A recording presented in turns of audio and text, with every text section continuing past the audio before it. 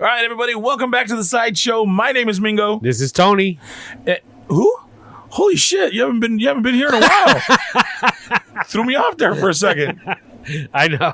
It does feel like it's been a while too. Actually, Yeah. To be honest with you. Well, now you're back and Sebastian's gone. He's out frolicking, I guess would be the right word. That girl came back again? No, it's somebody else. Damn, In his stride, pimping. man. I don't know if it's like that, but we're gonna say it is. At 21, it's got to be like that. It better be like that, right? Yeah. Yeah, I'm right there with you. Come on, we're not in junior high anymore. Well, I don't know. That friend zone's big, though. You know what I mean? If he wasn't already if he wasn't already making moves, he's already in the friend zone. You know what I'm saying? Like, you know what I'm saying? Although he could get out of it. I'm not saying he can't. You know? Yeah. Hey, you always got to start as friends, Right? Yeah. That was a good line back in the day. Well, we all start out as friends. Isn't that what we're supposed to start out as? So you were out traveling the world. Tell everybody where you went. We went to Chicago, like I said. Prior to leaving, my son turned 21. Nice. So we went out there to celebrate his 21st with him. Stayed downtown. We've been to New York, which is where I'm originally from, and LA. They kind of all look alike, to be honest with you. Really? The big tall buildings. Did you by any chance listen to radio while you were there? No. I would love to do radio in Chicago. If they called me, I'd leave. I'd leave here in a heartbeat to go do radio in Chicago. I don't know why. I've never been to the city. I don't know anything about it. But I would love to do radio in Chicago. What about Chicago piques your interest? I don't know. I just think, you know what I mean? I think it's been kind of like the feel, like where you watch it on TV and like, I don't know. It just has a big feel to me. Like, ooh, fuck, I'm doing radio in Chicago. Well, but you can say the same about Los Angeles. You can say the same about New York. It's just, like I said, it's almost like they're all alike. Kind of, but New York and LA are like, they're like the staples, and they're the top two markets in the world. But I don't know, there's something about, I mean, LA, we can go to LA, it's no big deal. I've never been to Chicago. Right, yeah. Yeah. And I don't think I could, and the funny part is, I don't think I could live in a big city. Chicago is a big city. Right.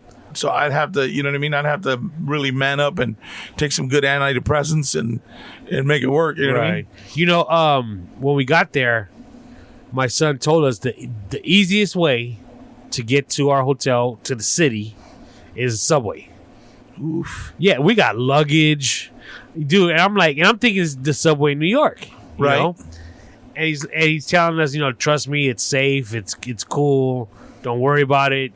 And at the airport, dude, downstairs in a sense in the basement is the train station. Wow. It's like either the starting or the ending of it. Okay. That's where it ends, or that's where it starts, if you will. So all we did was, walk a little, go downstairs, walk a little, and there's the trains. And sure enough, dude, I mean, the one lesson I've always learned in New York is you don't go on the first train and you don't go on the last train. Right. You go in the middle. So we went in the middle. middle. Why is that? Tell everybody that way. That's where the bad stuff happens, especially in the back. Okay. All the bad kids in the back, right? Okay. Exactly. So, dude, with our luggage, we're on the train. And it's about an hour train ride. So it would have probably been an hour train ride. Yeah. So let me ask you this, because and when I say train, it's subway actually. So a lot of people don't know your wife. They don't know your daughter. So are they like you were probably you probably took all your shit in a backpack. Like, I need some underwear, some shorts, some pants, a pair of shoes, and I'm golden, right? My fucking going out sandals, like, you know what I mean? Like, you're simple, right? Yeah. Do they pack for a month when they're going for 3 days? Yes. And so do I, to an extent. I've gotten better. I used to pack, dude, a pair of shoes to go with every outfit type deal. Right. But I wised up. I mean, it's like, I'm wearing the same shoes traveling now. It's just stuff like that. So my stuff was able to be fit in what they call like a carry-on? Yeah, carry-on bag. Okay. So we had my carry-on. They had their two luggage pieces of luggage plus another carry-on, plus my backpack. I got one of those. I've had it for years. North Face backpacks. Okay. Where, dude, those things are incredible. You can it's like I'm hiking in Chicago. Yeah, exactly. It's just completely full. But dude, I was surprised. There were troopers. Got on the subway. The funny thing is, we're going through different cities, if you will, and just like the movies, where we were looking at backs of houses or apartments where let's say they're 3 tall, right, and the backyard is like the wooden staircases. Oh yeah. Where you see all the cop movies where they're chasing people from back there. You know, they come busting out the door, and you know they're going down the staircases, and the cop is jumping down the staircase trying to catch. Dude, exactly like the movies. Really? It was such a trip. Because in New York, they're not wooden; everything's like metal. Right. In Chicago, it's all like wood, old wood. Interesting. Yeah. So sure enough, we got there. We had a walk. It was a good 15, 20-minute walk. So we looked like some straight tourists. Because we're walking through the main streets with luggage. Looking around at everything. Looking around, looking at my phone to make sure we're heading in the right direction. Bumping into people. Yeah. And then, you know, again, big city, stuff's always being worked on. So it's like... Noisy. We looked like straight tourists. But yeah, we made it okay. Is that a knock? Yeah, it was gunshots. Oh, okay. So now that you said that, you know, I just wear the same shoes all day. Like, do you have traveling shoes? Like, are there, what I mean by that is there like a pair of shoes that's so comfortable you'd be like, oh, I could wear those. No, it's more like when I fly. Not that I'd fly often, or when I travel. Period. Like if I'm taking a long drive, we're going to Vegas. Right. It's basketball shorts, a dry fit shirt, and some tennis shoes. Okay. You know, so that's how I was on the plane as well. Okay.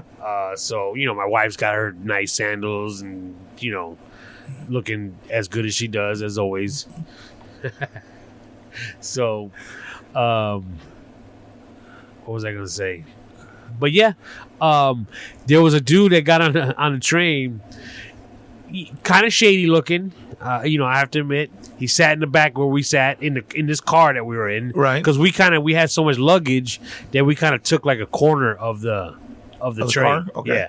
So he kind of sat on the opposite side of us. So you guys mentioned on one of the previous podcasts with the group how us as males, I guess if you will, trying to protect the group, you know, we're on alert at all times. Right. So that's what I'm doing. You know, I'm looking at him. He kind of sees me looking at him. But you know, I'm keeping it cool, of course. But I'm constantly scanning. Right. You know, another thing as far as the subways, you can't be too close to a door. Because what happens is when they open, they grab your shit. Your shit and run out. So you know, I'm constantly looking at these things. When my wife and daughter are looking out the windows, right, having a great time. So at one point, the guy cracks open a beer.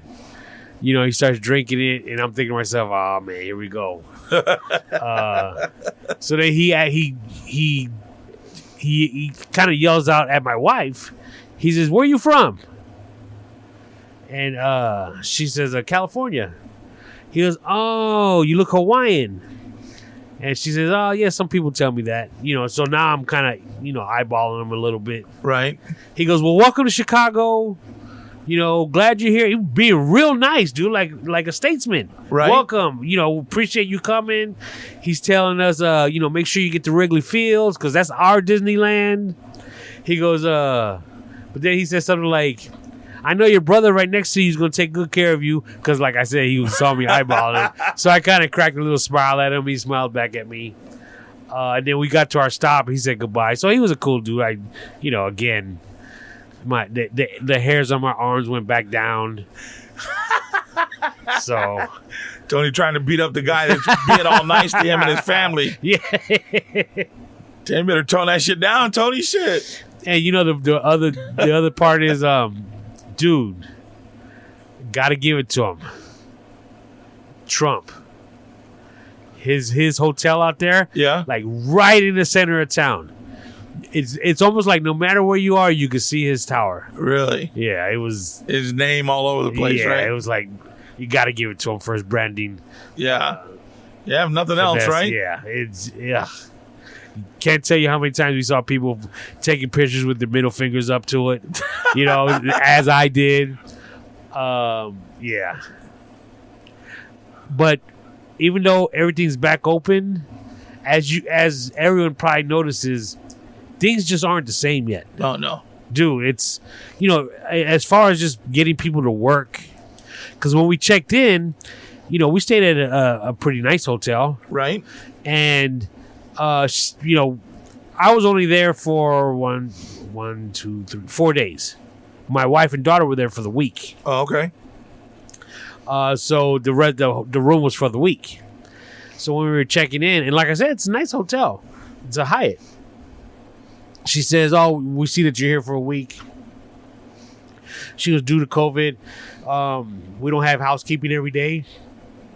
And I think not only is it COVID, it's just the lack of employees. Right. Your room is scheduled to be cleaned on Wednesday. And this is Saturday. Holy shit. Yeah. So she was like, if you need cleaning before that, just give us a call and we'll schedule it in. But just know we're not going there every day like normal. Not normal. I was like, wow. Did they still have somebody to take up your luggage, or do you have to carry it all up? They had people, but we just carried it all up. You were mad, huh? No, not at all. No, it just because of the way we entered, we kind of entered on the side because we actually didn't go through the front. We got lost. Oh, okay. And we kind of went through a side door, if you will. So we bypassed all the bellmen. So so while when you got off the subway, were you using the GPS on your phone? Yes. To find it? Yeah. Did the GPS? Wow. Did the GPS work through all the tall buildings, or is that why you got lost? No, it worked. Yeah? It worked fine. The reason why it didn't work that great is because when you're driving, it's more instant, the movement on it. Oh, it's faster. When you're walking, you don't know if you're going in the right direction because it's taking so long to get from one corner to the next. Right. So it's almost, and all the street, they're so close. I didn't know if I was going in the right direction. I got you. I got a story about subway kind of thing, if you don't mind me sharing real quick. I had never I grew up out here, so we barely had the fucking bus. You know what I mean? And I was living in Phoenix, and I was getting ready to move to the North or the East Bay. And so I got a call about a job. I had to go take a test in San Francisco. So I drove from Phoenix. I drove to San Francisco, or I drove to Hayward area, and my brother was going to go with me to San Francisco. He said, "Hey, why don't we take BART?" It's like, what the fuck is BART? So if you don't know what BART is, it stands for Bay Area Rapid Transit, and it's basically their subway system. Right. So I said, well, I've never been on one before, but all right, maybe I'll figure out how to do it and blah, blah, blah. So, hey, don't worry about it. I'll figure it out. I'll have everything ready, and I'll come up and I'll go up there with you. I said, well, are you sure? Because it's a 3-hour test. And he's like, yeah, it'll be cool. I'll find something to do. All right, cool.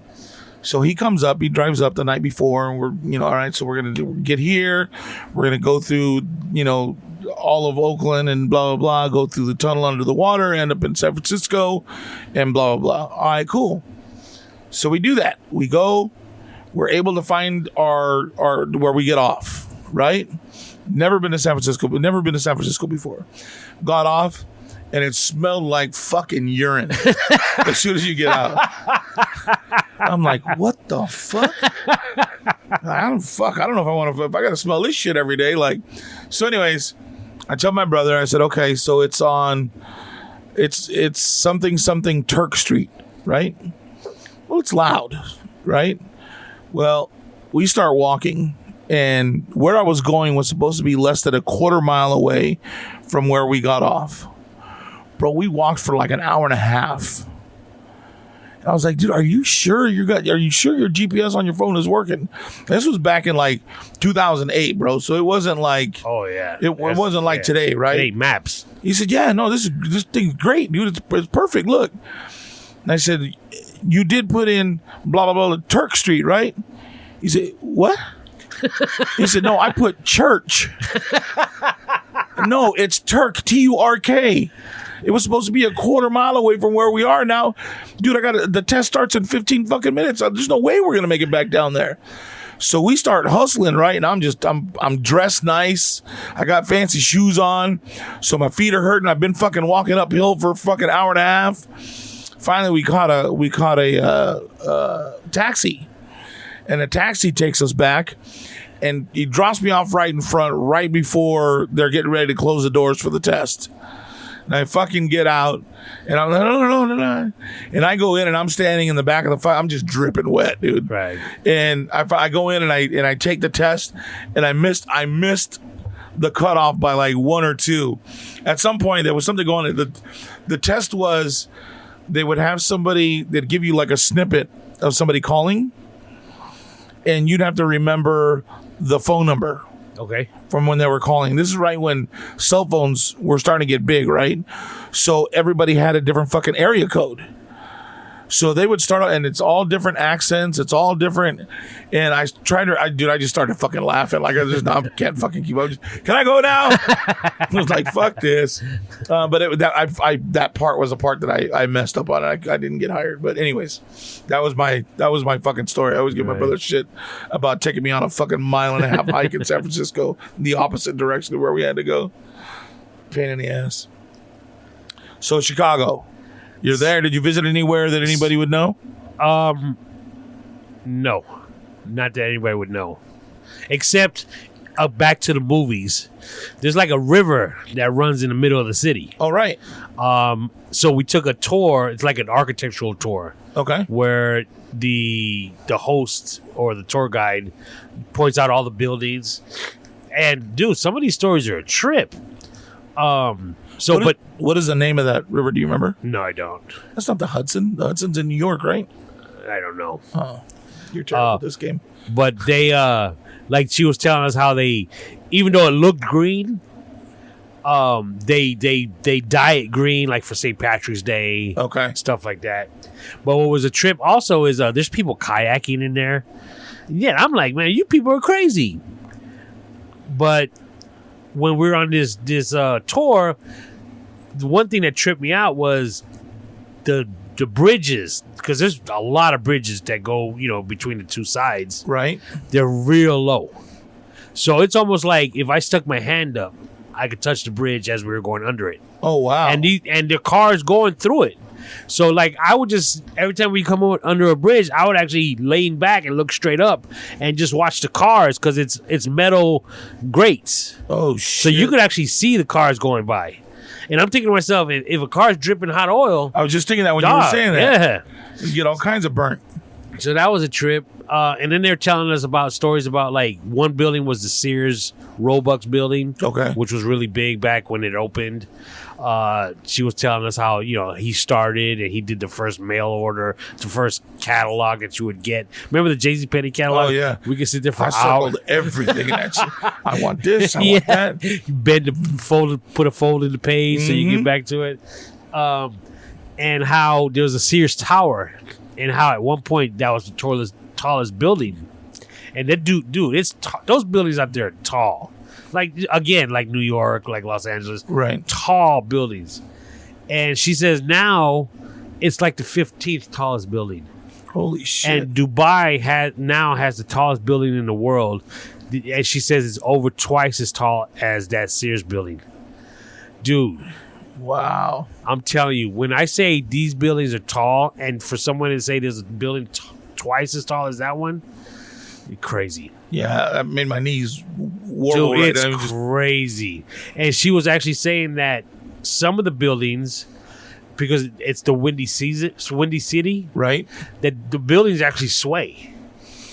Well, I think there's somebody was showing that I was watching something on Modern Marvels or whatever, that they're actually built on some sort of roller system, right? Yeah, well, it's more like she says, more like stilts. Okay. So it allows a little bit of play. Well, you know that the bridges are like that in San Francisco. They're pieces, and the only pieces that keep it together are these little metal teeth that move. So, like, if somebody's driving on them like a truck, it'll allow for that movement, or the wind, it allows for that movement. And it gives up to, like, I think they said it was like 1.5 feet worth of play or some shit like that. Dude, she said at the peak of the buildings, some of them, they could sway 3 feet. Oh, my God, dude. But she says it's slow. So you can't really notice it, but they've measured it, and they said it could move like 3 feet. To where she actually says some people that work on those higher floors actually go home because they'll start throwing up. If it's a real windy day, they're allowed to go home and work. Could you imagine being a fucking window cleaner? I saw one.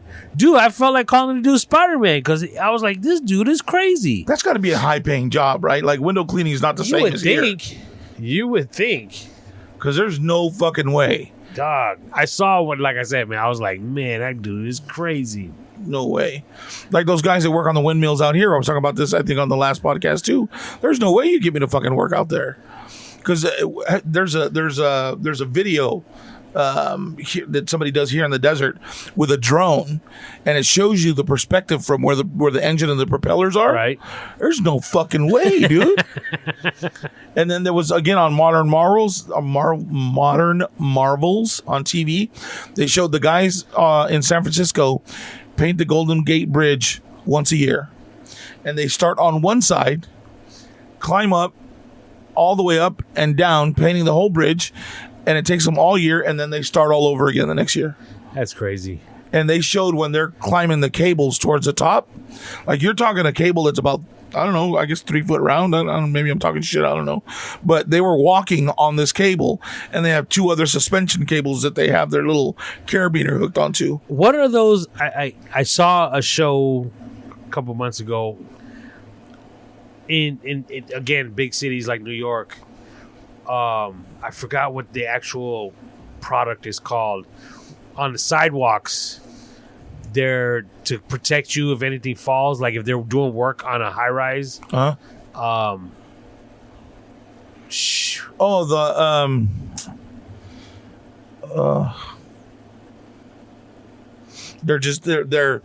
like. Oh. It's like a metal frame and there's a top on it, and they're on the sidewalks. Right. I forgot what I can't believe I can't remember what they're called. They're structures. Yeah. Well, dude, I was watching this thing because they're in Chicago as well, just like New York. That would make sense. And they're normal now. And this program I was watching, dude, it's a multi-billion-dollar business because they're required to have them. Because buildings are supposed, just like this building in Miami to collapse. Oh, God. They're saying that, if a building hasn't been inspected in X amount of years, these structures are required to be put in place until the building has been inspected. But they're saying they're so behind that now it's just cheaper to leave these things up. I forgot what they're called. They're like canopies, but they're metal. Yeah, exactly. And now, dude, now they got lights in them. But they have conventions of people that they come up with new ideas for them, trying to sell them to all these places. Advertisers, right? Oh, dude, it's crazy the amount of money these things make. Wow. But anyways, so like that first night we were there, we went out to a nice dinner, which was cool. But the entire time, I had to try the pizza. Oh, yeah. Okay, back to me. I was about to ask you pizza. that. Okay, let me start by saying when we arrived in the airport the first day, we were starving because we left like at 4 o'clock in the morning. Oh, wow. We're starving. And then it's an hour to get to the hotel. How long is the flight from here to Chicago? We had a layover. I think it would have been maybe 6 hours total. Wow. Like it was like maybe a 3 or 4 hour. No, well, including the layover, I think. Oh, okay. So we said, let's grab a bite to eat at the airport. That way we're not hangry getting to the hotel and trying to figure out what we're going to eat as soon as we get there. So, Right. So, at the food court, they got Chicago deep dish pizza. Personal size. But you weren't in Chicago. Yeah, it was. You had a layover in Chicago? No. This is at our destination. Oh, when you got there. Yeah. Okay. So I got one. Horrible. Really? It tasted horrible. So let me real quick for those of you that don't know, like we're this little group text or whatever, and he had sent out pictures that his son had sent him of this deep dish Chicago pizza, and I shit you not, the crust was at least 3 inches thick, right? Yep. And it looked so delicious. It did. But you're telling me that Okay, well, what you had. Okay, but it's at the airport. So what do you expect at the airport food court? Yeah, I got you. Yeah, it's Okay. frozen shit. They're just reheating it for you. So, dude, it was like I took 2 bites and I'm like, I'm not even gonna fit. I don't even. Why bother? Right. Okay. So, I think it was Father's Day. Matter of fact, on that Sunday, we're gonna go to a deep dish spot. Pizzeria Uno.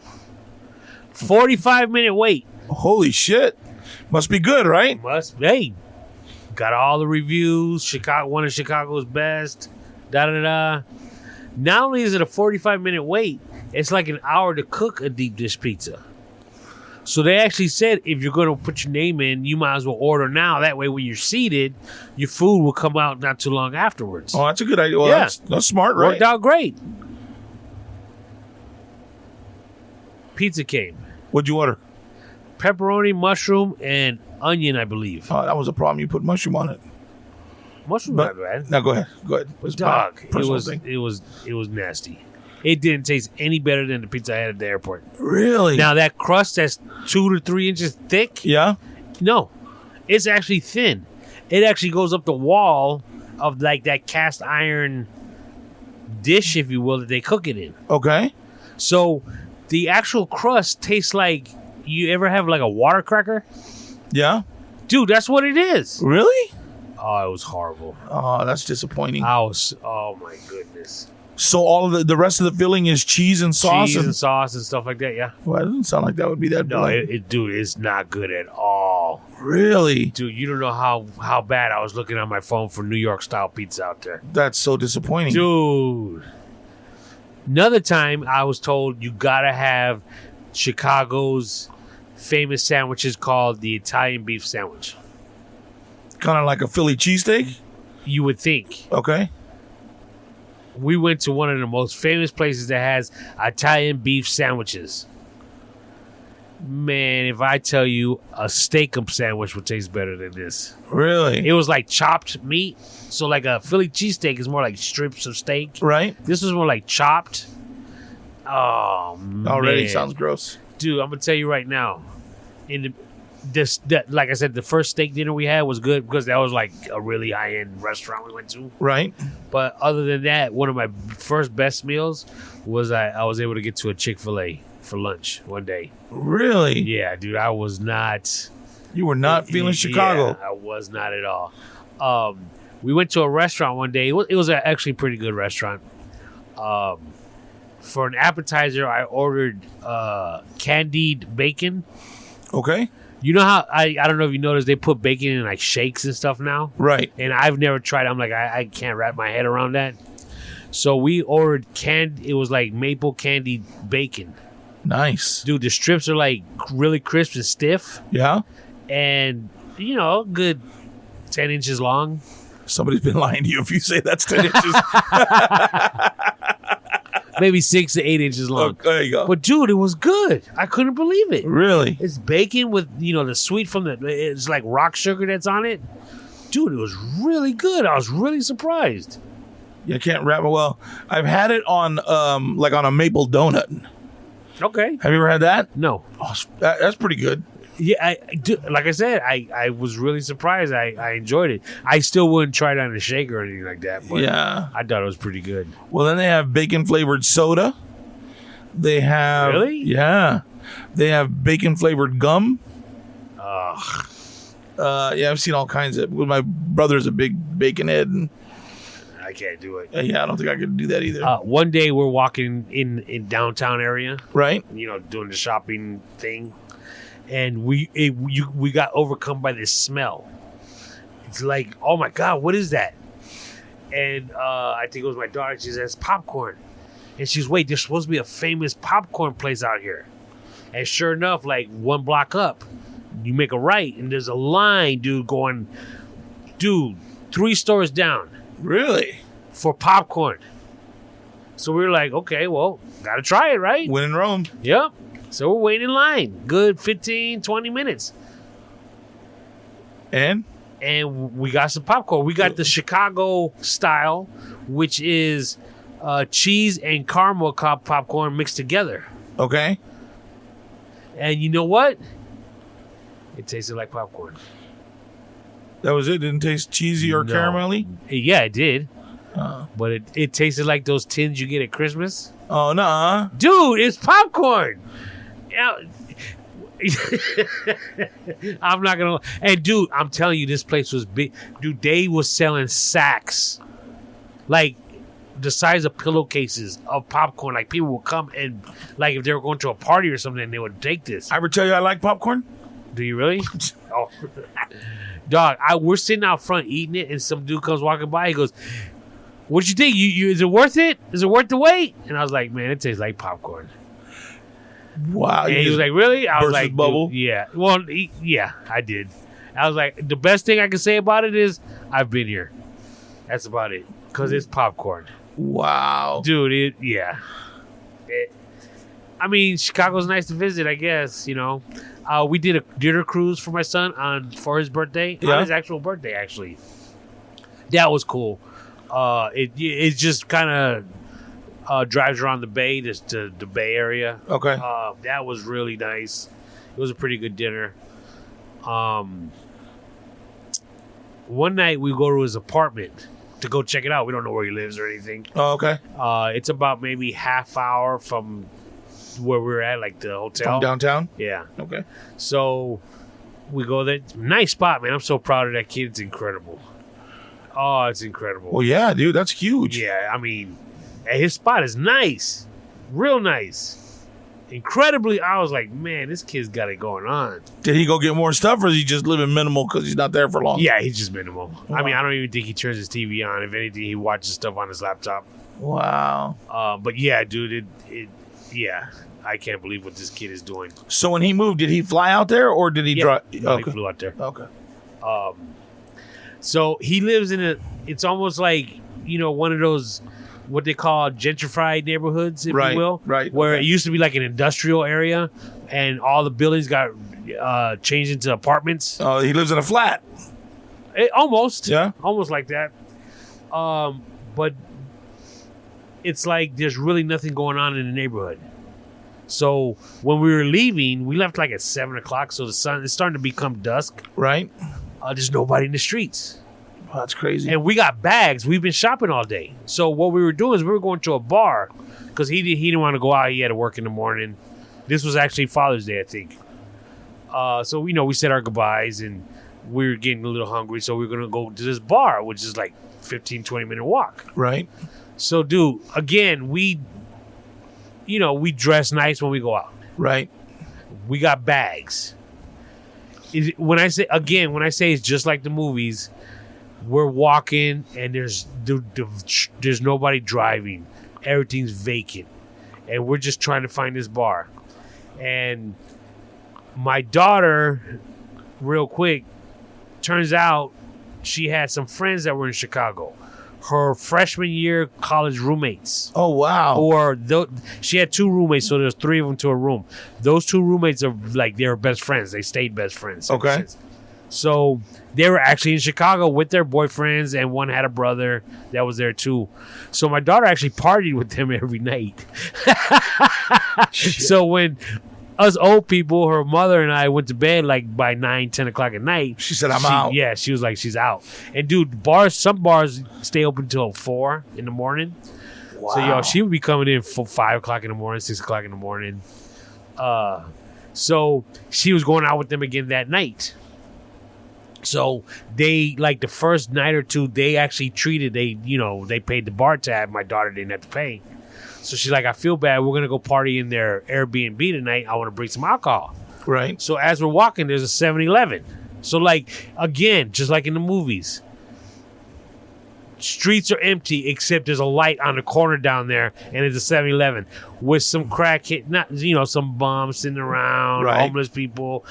It's almost like flies that are attracted to the light. It's a trip, right? Yeah, total trip.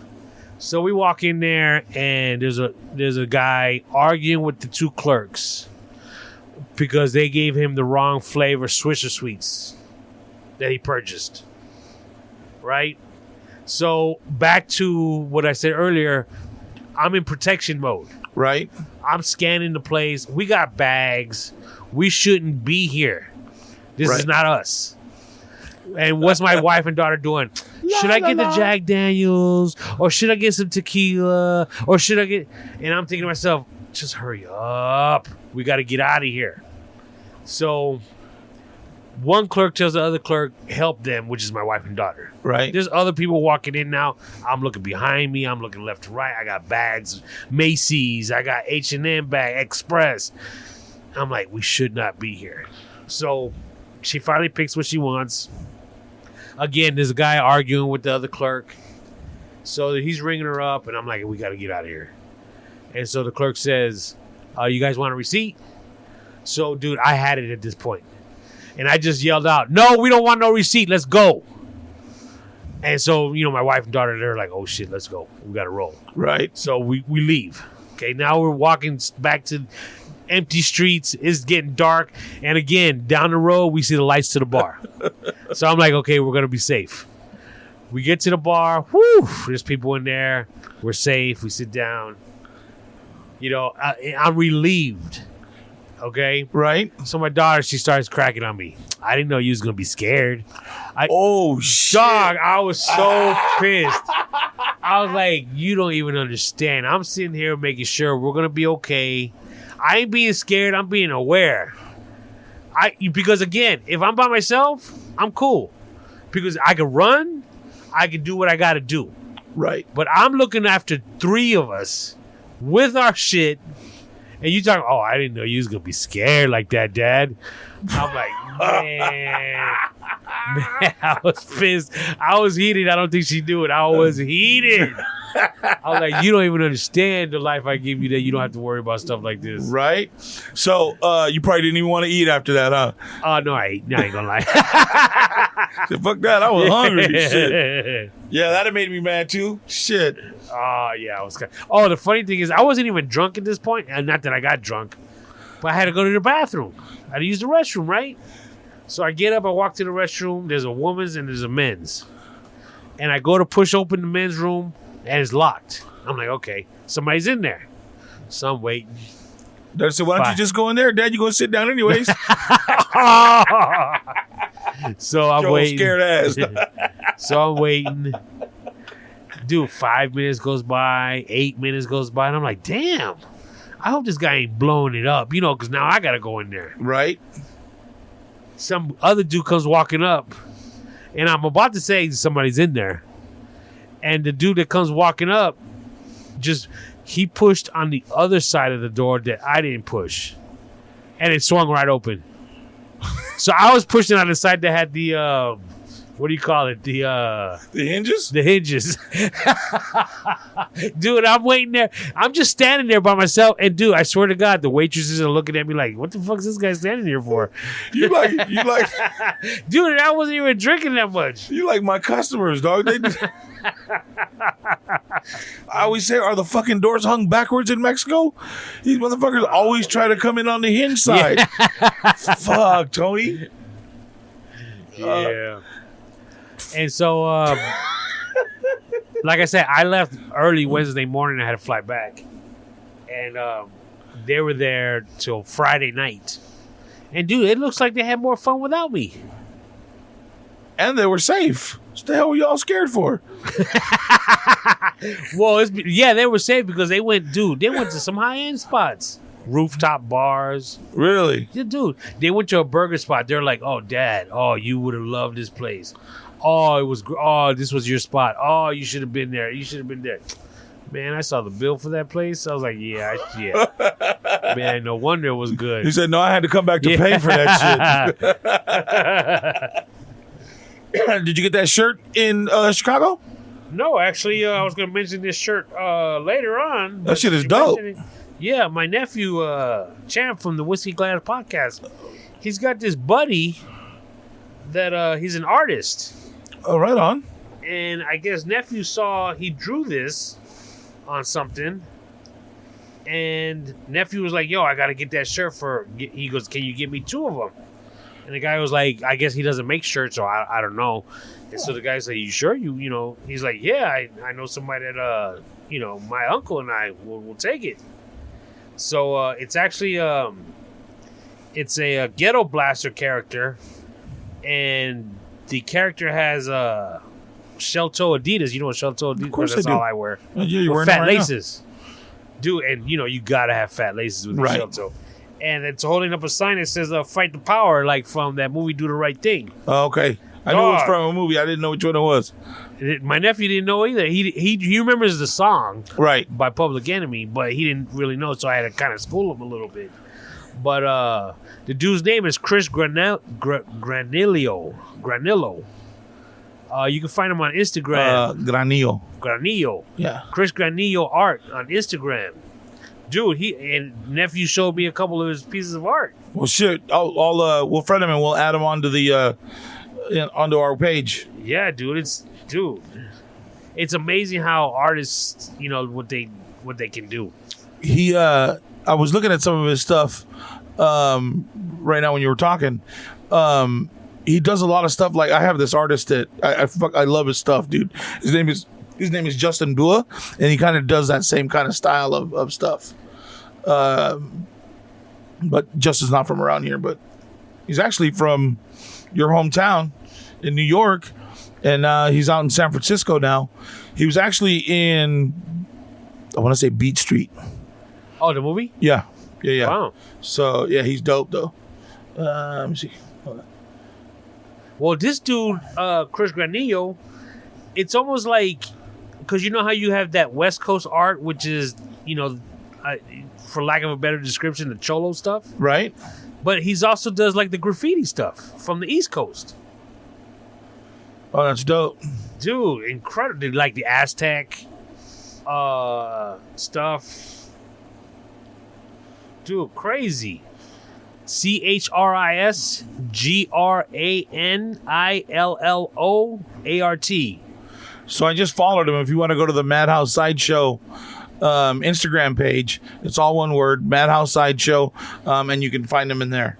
Dude, but I love this shirt, man. It's one of my favorites now. Yeah, that's kind of dope, dude. I like it. That's really nice. So yeah. Huh. We'll have to take a picture of the shirt too and throw it on the page. There you go. And people can go check it out. So Madhouse, what did I say it was? I don't even know, dude. Sebastian takes care of all that. I got to learn how to deal with all this stuff. It's Madhouse Sideshow on Instagram. Make sure you go follow us and like us and do whatever else you're supposed to do on that stuff. So then so you were in Chicago. You got scared and came back, and you spent 3 days back here in the desert, kind of gathered yourself, and then you went to Vegas. Is that right? Yeah, so I had to come back for work because it's the wrong time of year for me to take off like this. So I got back Wednesday night, Wednesday evening, and I got sick. I can hear it. Yeah, dude, I'm still sick. Yeah, exactly. And the one that called it was my mom. I had a layover in Phoenix, and I called her, and I started coughing a little bit, and she was like, "You're getting sick," and I was like, no, I've been flying all day. I'm tired." She's like, "No, I can hear it. You're getting sick." And on the planes, dude, airports and the planes, they make you wear a mask. Really? No matter what, you got to have that mask on. Unless you're eating or drinking, mask got to be on. Really? Dude, and it wasn't so bad flying there, but flying back, I started falling asleep. And let me tell you, you can't sleep with a mask on. Dude, I Not can't. the way you sleep, dog. Dude, I can't tell you how many times, like, I'm falling out and I'm trying to breathe in, like that deep breath. And you vapor lock? Dude, exactly. To where I rip the mask off because it's like I'm drowning. Oh, yeah. Dude, must have done it like 10 times. Horrible. To where I tried sleeping with the mask hanging off of one ear. Right. But it just didn't work. Didn't work out? Yeah. So I got sick. And then, I have to admit, if I haven't told this before, I can't sleep if my old lady ain't with me. You can't what? You can't sleep if she's not with you? Yeah. I have a hard time sleeping. Really? Yeah. Like, there have been times when she takes off for the weekend with, like, girlfriends. Right. And, dude, I love to sleep. I go to sleep early. If it was up to me, I'd go to sleep at 7 o'clock every night. But my old lady keeps me up to at least 8 or 8:30. And so we go to bed, and she'll stay up. And I just crash. And again, it's one of those things that, like I said before, it's like when I wake up very early in the morning, is because I feel comfortable because I know my family's home, they're asleep, everything's safe. The same thing with going to sleep. It's like I know my day's over, my old lady's right next to me, I'm good, I can call it a day. Right. That's how I am. Dude, and when she goes out, if she ain't gonna be home, I'm going to sleep at 5 o'clock. I'm eating dinner at 4:30, and I'm gonna be in bed by 5. Dude, I won't fall asleep till like midnight if she's not with me. Really? Dude, it's horrible. I don't know what it is. I can't sleep. I gotta be. I'll fall asleep with the TV on, and dude, I swear to God, midnight, 11:30. But if she's with me, dude, 7:30, I'm yawning. 8 o'clock, I'm like, it's time to go. Are you saying she's not there to bore you to death? Is that what? I'm just Shit. kidding. I'm just kidding. I'm just kidding. So I'm feeling sick. I can't sleep. So I worked those, Thursday, Friday. Friday, I didn't wind up getting off till real late. 5. I usually get off a little earlier than that. I didn't jump in a car and drive to Vegas till about 7:30, almost 8 o'clock. Wow. And I was feeling so sick that I was actually thinking about just sleeping at home and just taking off real early in the morning. But I was like, another night that I can't sleep, you know what I'm saying? It's like, no, right. I gotta go. So took off driving, had the stereo up loud, AC blaring, flying to Vegas. All back roads. So you went up through like Mojave? Yeah. 58 to the 215 or whatever. Well, I just know it's like The 14? Joshua Tree, Amboy, 29 Palms. Okay. Then, Mojave Desert. Right. And it's like, let's say, 10 o'clock at night, pitch black. I got to go to the bathroom. I got to take a leak. So I'm like, there's no cars miles to be seen. Nobody's out here. Okay. So, dude, I just stopped right in the middle of the road and put it in park, open the door, get out, and start handling my business. Hell no. Nope. Did you ever see The Hills Have Eyes? No. You need to watch that movie, dog. That'll change your fucking life. Okay, let me ask you Driving this. through the desert. Because this is back to my story about Blair Witch Project being the scariest movie. Because, like I said, at first I was like, cool, dude, there's nobody around. Nobody behind me. Nobody coming up in front of me. Dude, I just opened the door. Dude, I'm in the middle of the road handling business. The music is blaring. I'm like, I didn't believe it was up that loud. And then all of a sudden I start getting scared. I'm like, what if somebody comes running out and snatches me up, takes my car, and leaves me for dead? And there's nobody. But dude, I was so scared. I was trying to force it out. I start hurting my stomach. I jump back in the car, I lock the doors, roll the window back up, and I take off. Wow. I was scared because it could happen. So I get to Vegas. And funny thing is, Hey, you better be glad your daughter wasn't with you. She holy shit. she killed me. So rolling to Vegas, and in all actuality, I got there in pretty good time. I got there like by 11. So I got there in like 3.5 hours. What is it normally? 4.5? 4.5, yeah. But again, because there was absolutely nobody on the road, I have to admit, dude, I was taking some of those turns a little too fast. Right. To where I had to like slam on the brake because I wasn't going to make the turn. and then I just floor it again and take off. So I got there like, dude, 10 minutes after my wife checked in. Oh, nice. So that was cool. Yeah. That's perfect. Yeah. So that first night, my son's already 21. So they went out clubbing. My daughter, my son, and one of his cousins. They went out clubbing. And so it was like 1:30 in the morning, and my wife and I decided to go get something to eat. Okay. And the kid said, if you go to get something to eat, bring us back something, so we'll have something to eat when we get home. Are the buffets open in Vegas? No. No, not yet. No. So we go to the food court. We stayed at the MGM Signature, so it's part of the MGM hotel. Right. So we go to the food court. There's a lot of people there. If 1:30 in the morning, we're probably the oldest people there. Dude, 5 slices of pizza and a drink. $100. $65. Get out. 5 slices of pizza and a drink. Were they better than the ones you got in Chicago? Yeah, Fuck. it was. Yeah. Was the Chicago pizza expensive too? No, not that I remember. It wasn't. No.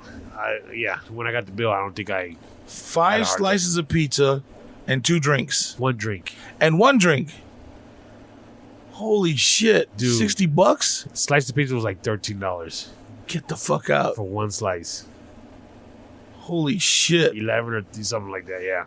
So is that all you got, was just pizza? Or did you guys? No, that's because we were going to bed. Right. So the next morning, we get up, and at this same hotel, my nephew, Steven, and my sister-in-law, my brother, stayed at the same hotel. Okay. And then my wife, we have our room, and then the kids had their room. So we're gonna go hang out by the pool all day because that's what my son wanted to do. He just wanted to rest his head. He was like, I don't want to do anything. I'm gonna go by the pool because that night we were gonna go play Top Golf. Okay. At 5:00. His party started at 5 at Top Golf. So we go to the pool. There's so many of us that they decide to rent a cabana. Okay. Surprisingly, dude, it wasn't hot out there. Really? We were really surprised. And dude, we went into the pool. Pool was perfect. Really wasn't sunny because I think maybe the buildings were blocking the sun. Right. Rented a cabana.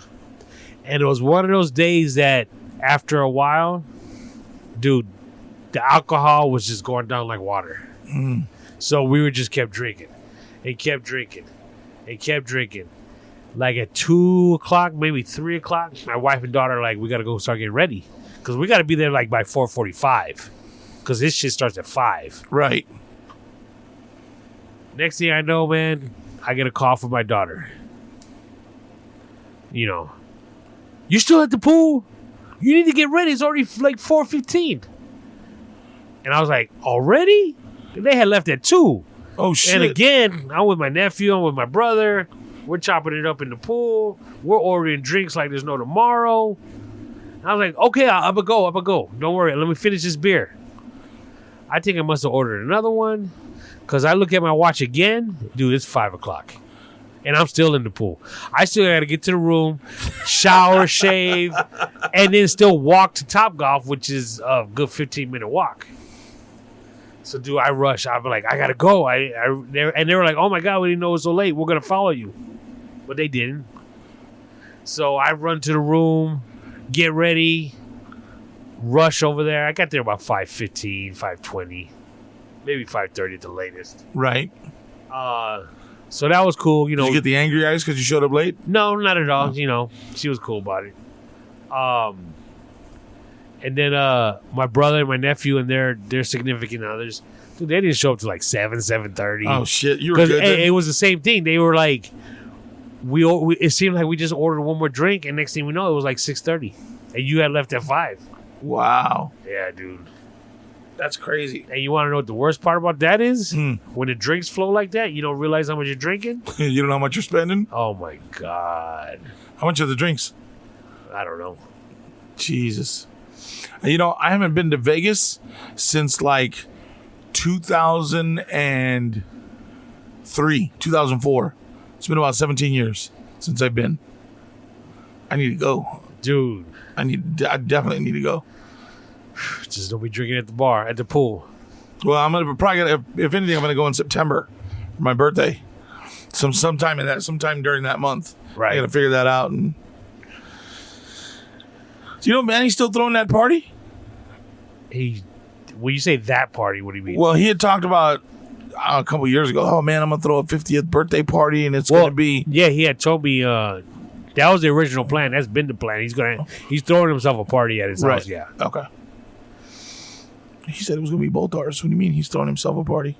I'm just kidding. I'm just fucking kidding. Because his is the 21st, right? Or 20th? Something like that. Yeah, his is the 20th. Yeah, his is the 20th. My cousin's the 22nd. My cousin's the 21st. Mine the 22nd. Okay. So, but yeah, he's. I haven't heard of him canceling that bash. Yeah, because me and his dad share a birthday. Oh, is that right? Yeah. That's why we always used to go up there and get fucked up on our birthdays up there. Whew. Plenty of times getting drunk at the old fucking Romero house. Yeah, that is true. Yeah. So, anything fun at Top Golf? It's fun to play. I mean, that's cool. Well, you were already sick though, right? So you weren't like. Yeah, I was feeling a little under the weather. And it's funny because I don't know if you're like this. I from what I understand, most people are. When you get sick, like with a cold, at one point when it's gonna break, you start getting the cold sweats. Oh yeah, the chills. Yeah. So I had gotten that like Saturday afternoon. So I went to the room and wrapped myself up in a blanket to try and sweat it out. So I was there for about 20 minutes, and a lot of it got sweated out. But I should have stayed because again now it's. What's today? Thursday, and I'm still a little sick. What you could do is, if you have trouble breathing, just get some garlic, cut the ends off, and put them in your nostrils for a couple minutes. Let them sit there for about 5 minutes, and then you take them out, and within a couple of minutes, all your boogers will just start running out. Really? Mm-hmm. Yeah, because that smell is so fucking strong, but you can't smell it because your shit's plugged up. But after a minute, they just start fucking running out. Really? Yep. Clear you out. Kind of like a fucking ghetto Nelly pot or whatever they're called. Is that kind of like what you guys were talking about the last episode? The period blood? Is that one of those wives' tales? Yeah, pretty much. But that period blood, that shit is real, dog. Can we talk about the last couple episodes? Yeah, come on, bring it. But you didn't like it? Can we agree that I don't like it? Can we agree that you might want to wait till I get back if I can't make it one of these days? Because, dude, what are you doing to us? What are you talking about? It was a fair topic. Which topic are we talking about? Well, which one are you talking about? Well, there's only one that you could be talking about. Which one is that? Is it ever okay to hit a woman? Oh, yes. Oh, my God. Because, look, the reason why I brought it up, there was a couple of things that happened, is that the one where the lady went and opened this dude's car door and spat on him.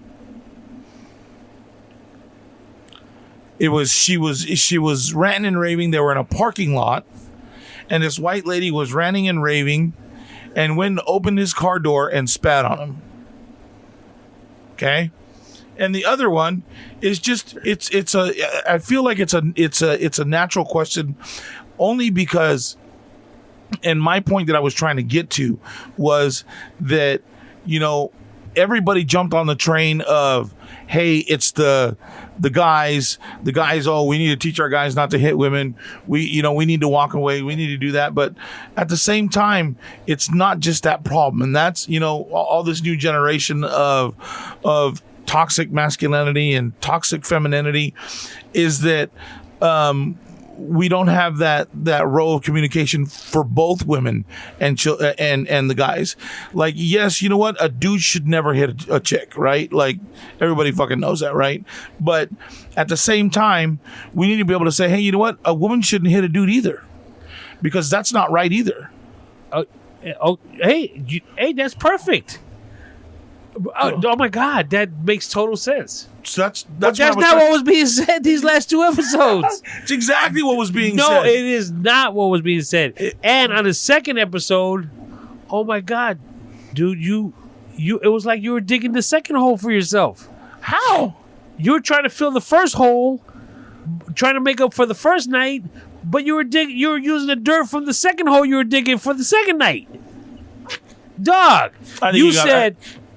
Go ahead. You said, yeah, we didn't talk. Yeah, I'm not. And I applaud you for this. You were like, it got some. I came off wrong or something along those lines. I'm not saying it's okay to hit a woman, da da da, which is great. Even though you did say, I told my sons, if she balls up her fist like a man, Absolutely. Okay. Dude, if a chick comes at you like a man, absolutely. So let me clarify that for you, because I also said to hit her, but I didn't say beat the shit out of her. I said just tap her in the nose, make her eyes water, and that way she gets a little bit of clarity what the fuck's going on, and you could be done, because it's not okay for anybody to hit anybody else. First of all. Second of all, if she balls, because as soon as somebody balls up their hand to hit you, that's a totally different kind of hate. That's a totally different kind of anger.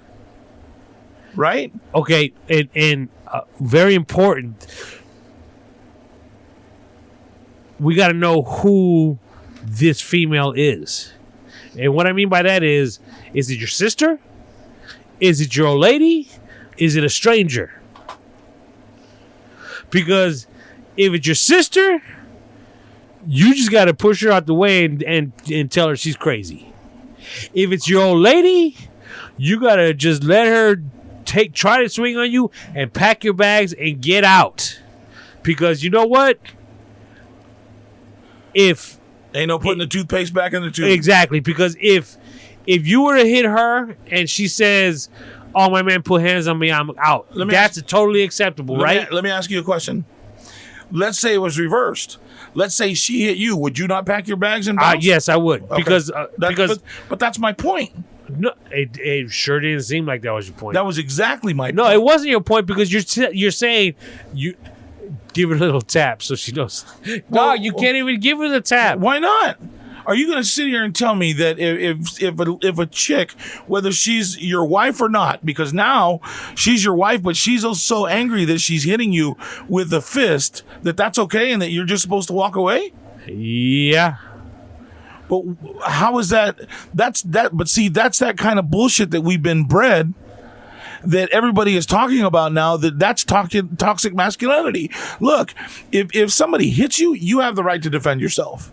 And if a chick balls up her hand and hits you like a dude,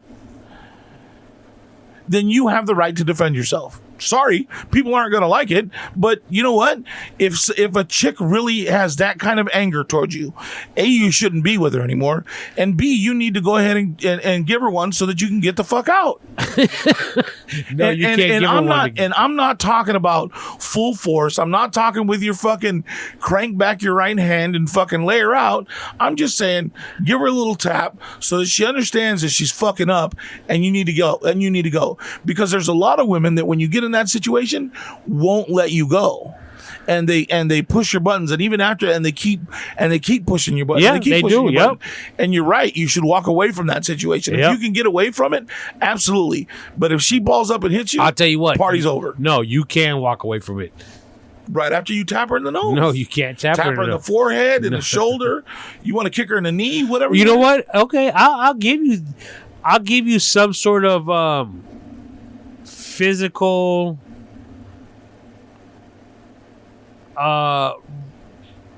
response, but not a tap. Push her to the ground so you can get away. Push her to the ground? That's even worse. How's that worse? She could break a tailbone. She could. Dog, I'm not saying to pick her. I'm not saying to pick her up and body slam her. You said push her to the ground. Yeah, well, I'm not saying to fucking pounce on her like a fucking MMA guy. Yo, like a karate move to where you side slap and she falls to the ground and you're out. Fucking sand in her eye and fucking run out. No, come on, man. That's not reality. Dude, just like when it is when reality. Ivan was here and we said, "Oh, what if she's on your back?" Well, you just got to walk. How the fuck are you gonna walk away? She on your back. How are you going to walk away if she's on your back? She'll get the idea once you start walking. How are you going to walk away when she's on your back? Are you serious? Yes, that's what I'm saying. Yes. Hold on to that. I'm tripping.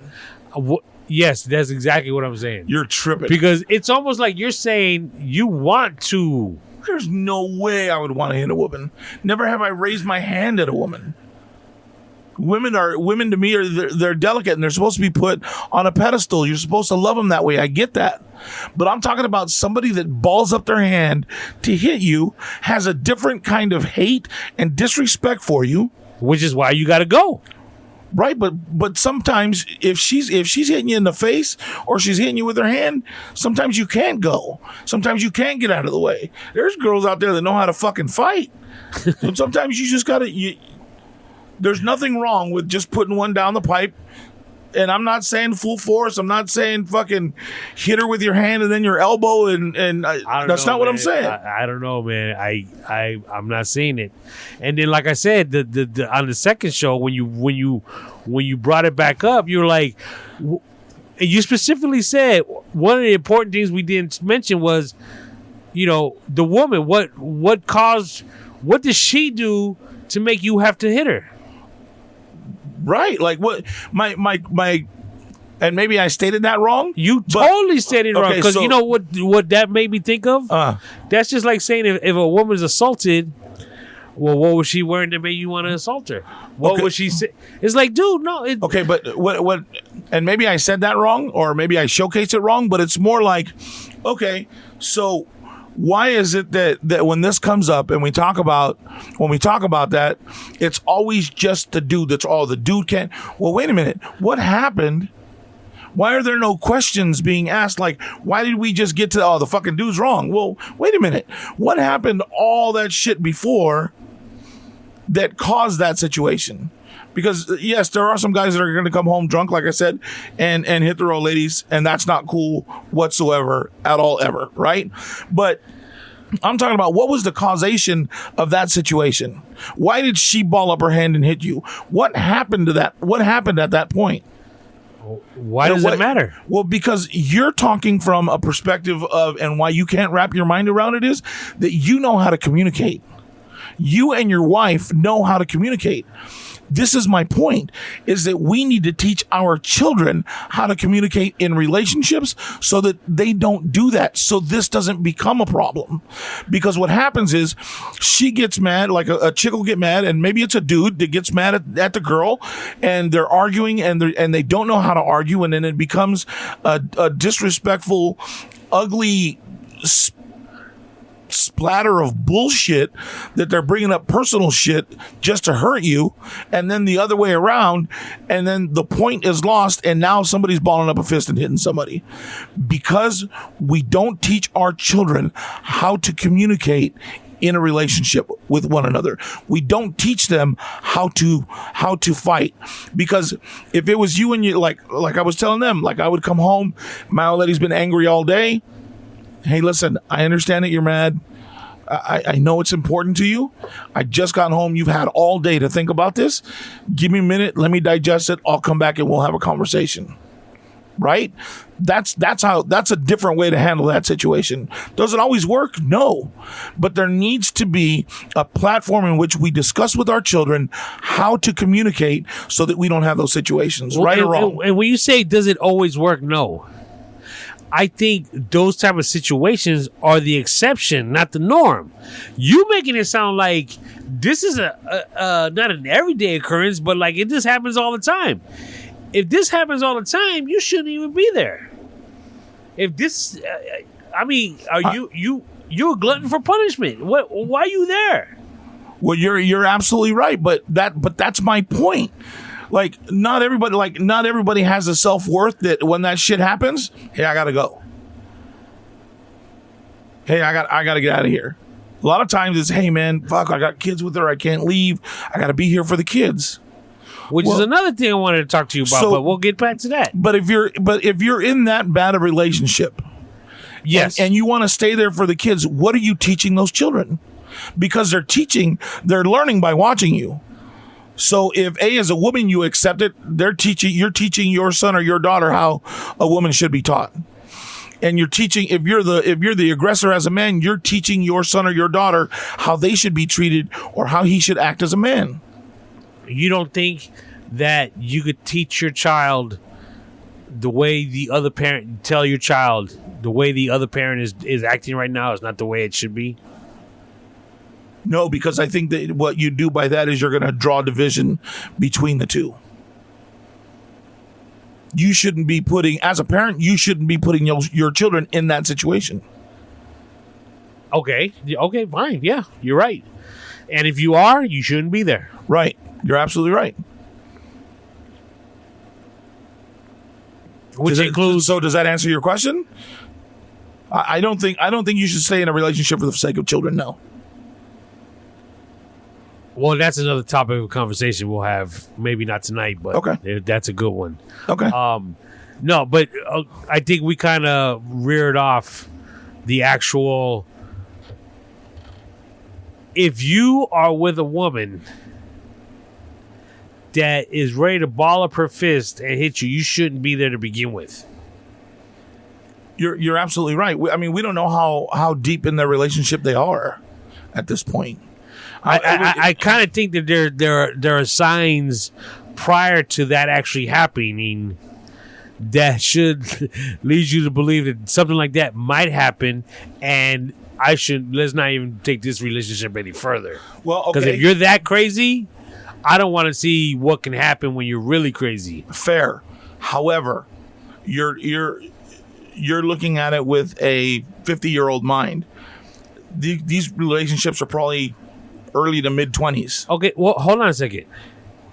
When you had this conversation a couple podcasts ago, you were discussing it with 50-year-old minds. Yeah, almost. Yeah. Okay, early 40s. So, but they had similar responses to you, where, oh no, you should never hit a woman. No, you should. Ivan was adamant. You should just walk away. You should just walk away. You should just walk away. And again, that's that mindset, and that's why nobody ever said, hey, well, wait a minute.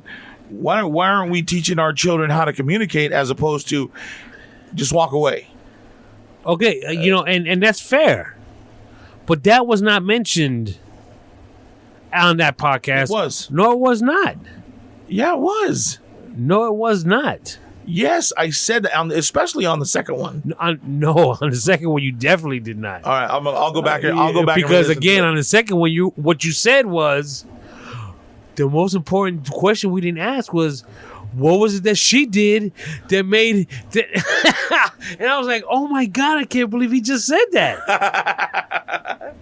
All right, so maybe, and I understand maybe that's not how you meant it, right? But we were led not to know how you meant it. We were led to know what you said. You only got what I said, not what I meant. I got and you. And it was like, I was just like, oh my God, I can't believe this guy just said that. What did she do?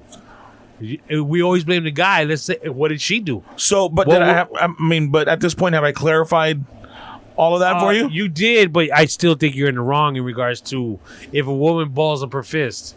I understand protecting yourself. Okay, I get it.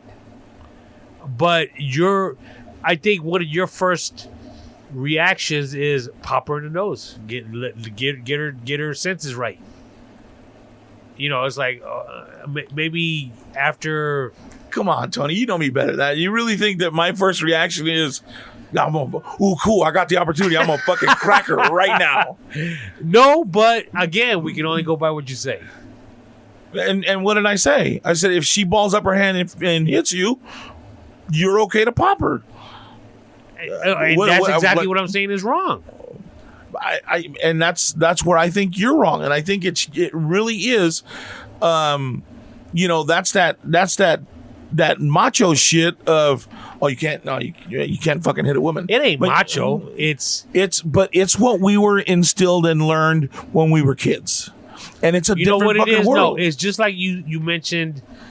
Don't hit somebody that's drunk. Right. Same thing. Why? Because they don't have all their faculties. At that point in time, you're more, what's the word I'm looking sober? For? No, capable. You have dominance because you have all your faculties. You know exactly what's going on. They're weak in a sense, right? Same with a woman, and she's just not drunk. So you're calling a woman weak? Yeah. In regards to, I think you're wrong. If I were to punch a woman, and I'm thinking about somebody like my wife, not but her frame. Thinking about punching your wife? Her body type, I think if I were to crack her in the jaw, a woman. Okay, but what did I say? I didn't say crack her in the jaw. If And I I were to- said to tap. I didn't say fucking. I told you. I didn't say haul your hand back and crank her with everything you got. That's not what I said. Even a tap. Okay, even if I were to tap her in her jaw, or in her head, or in her shoulder. I think she'd fuck you up.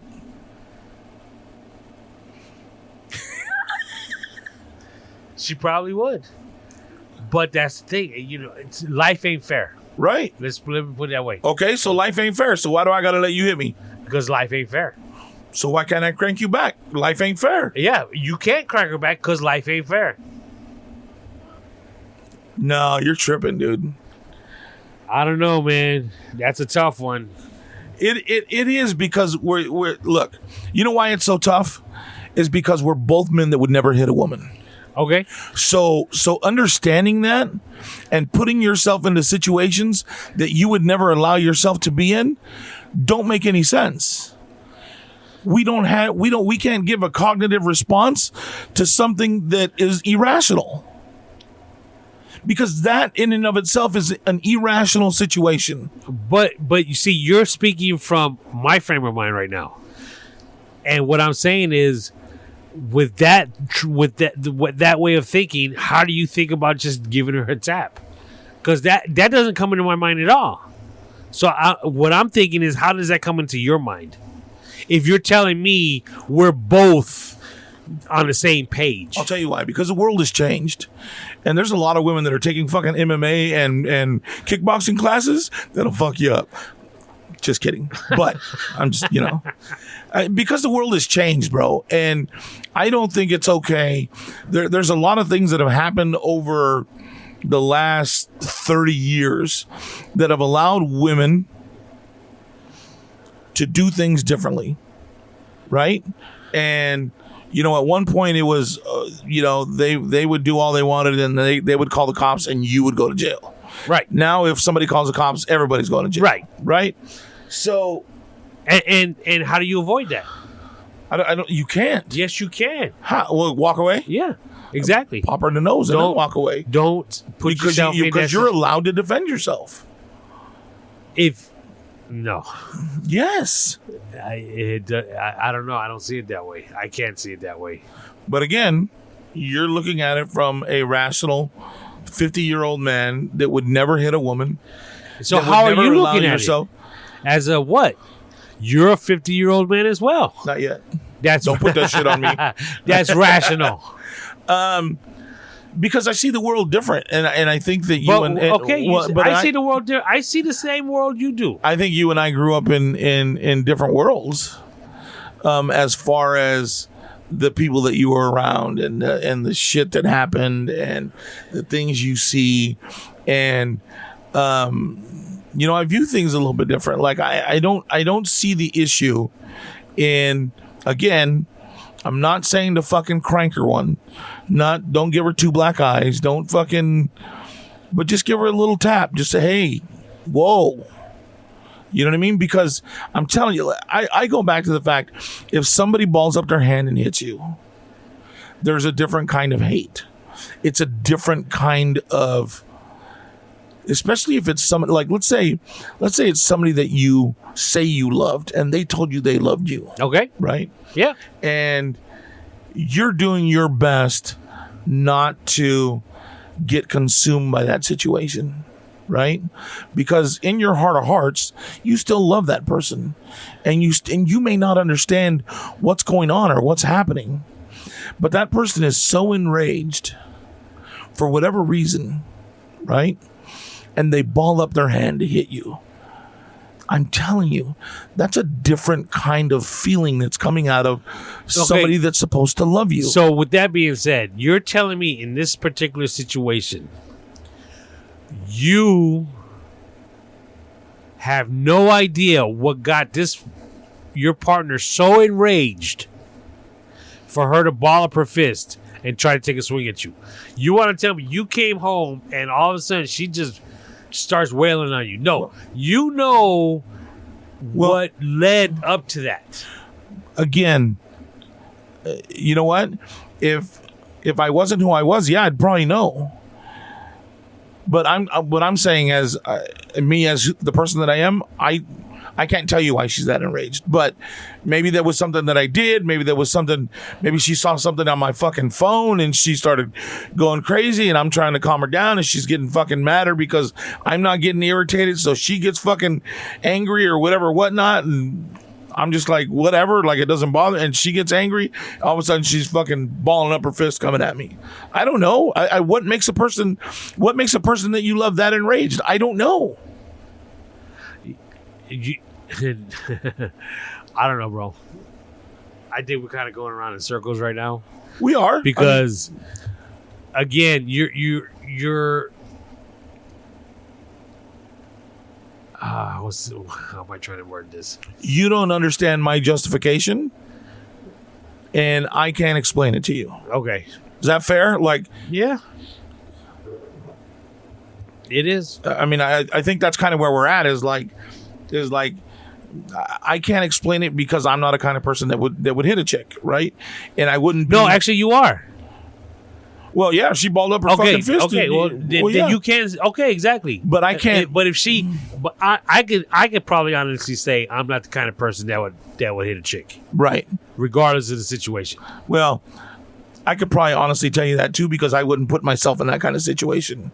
Regardless, I wouldn't be in that kind of situation because I wouldn't allow myself to be that. You know what I mean? Right. I think I'm a better judge of character than that to allow somebody like that in my life. But shit happens, right? One slip through. I don't know. Fuck.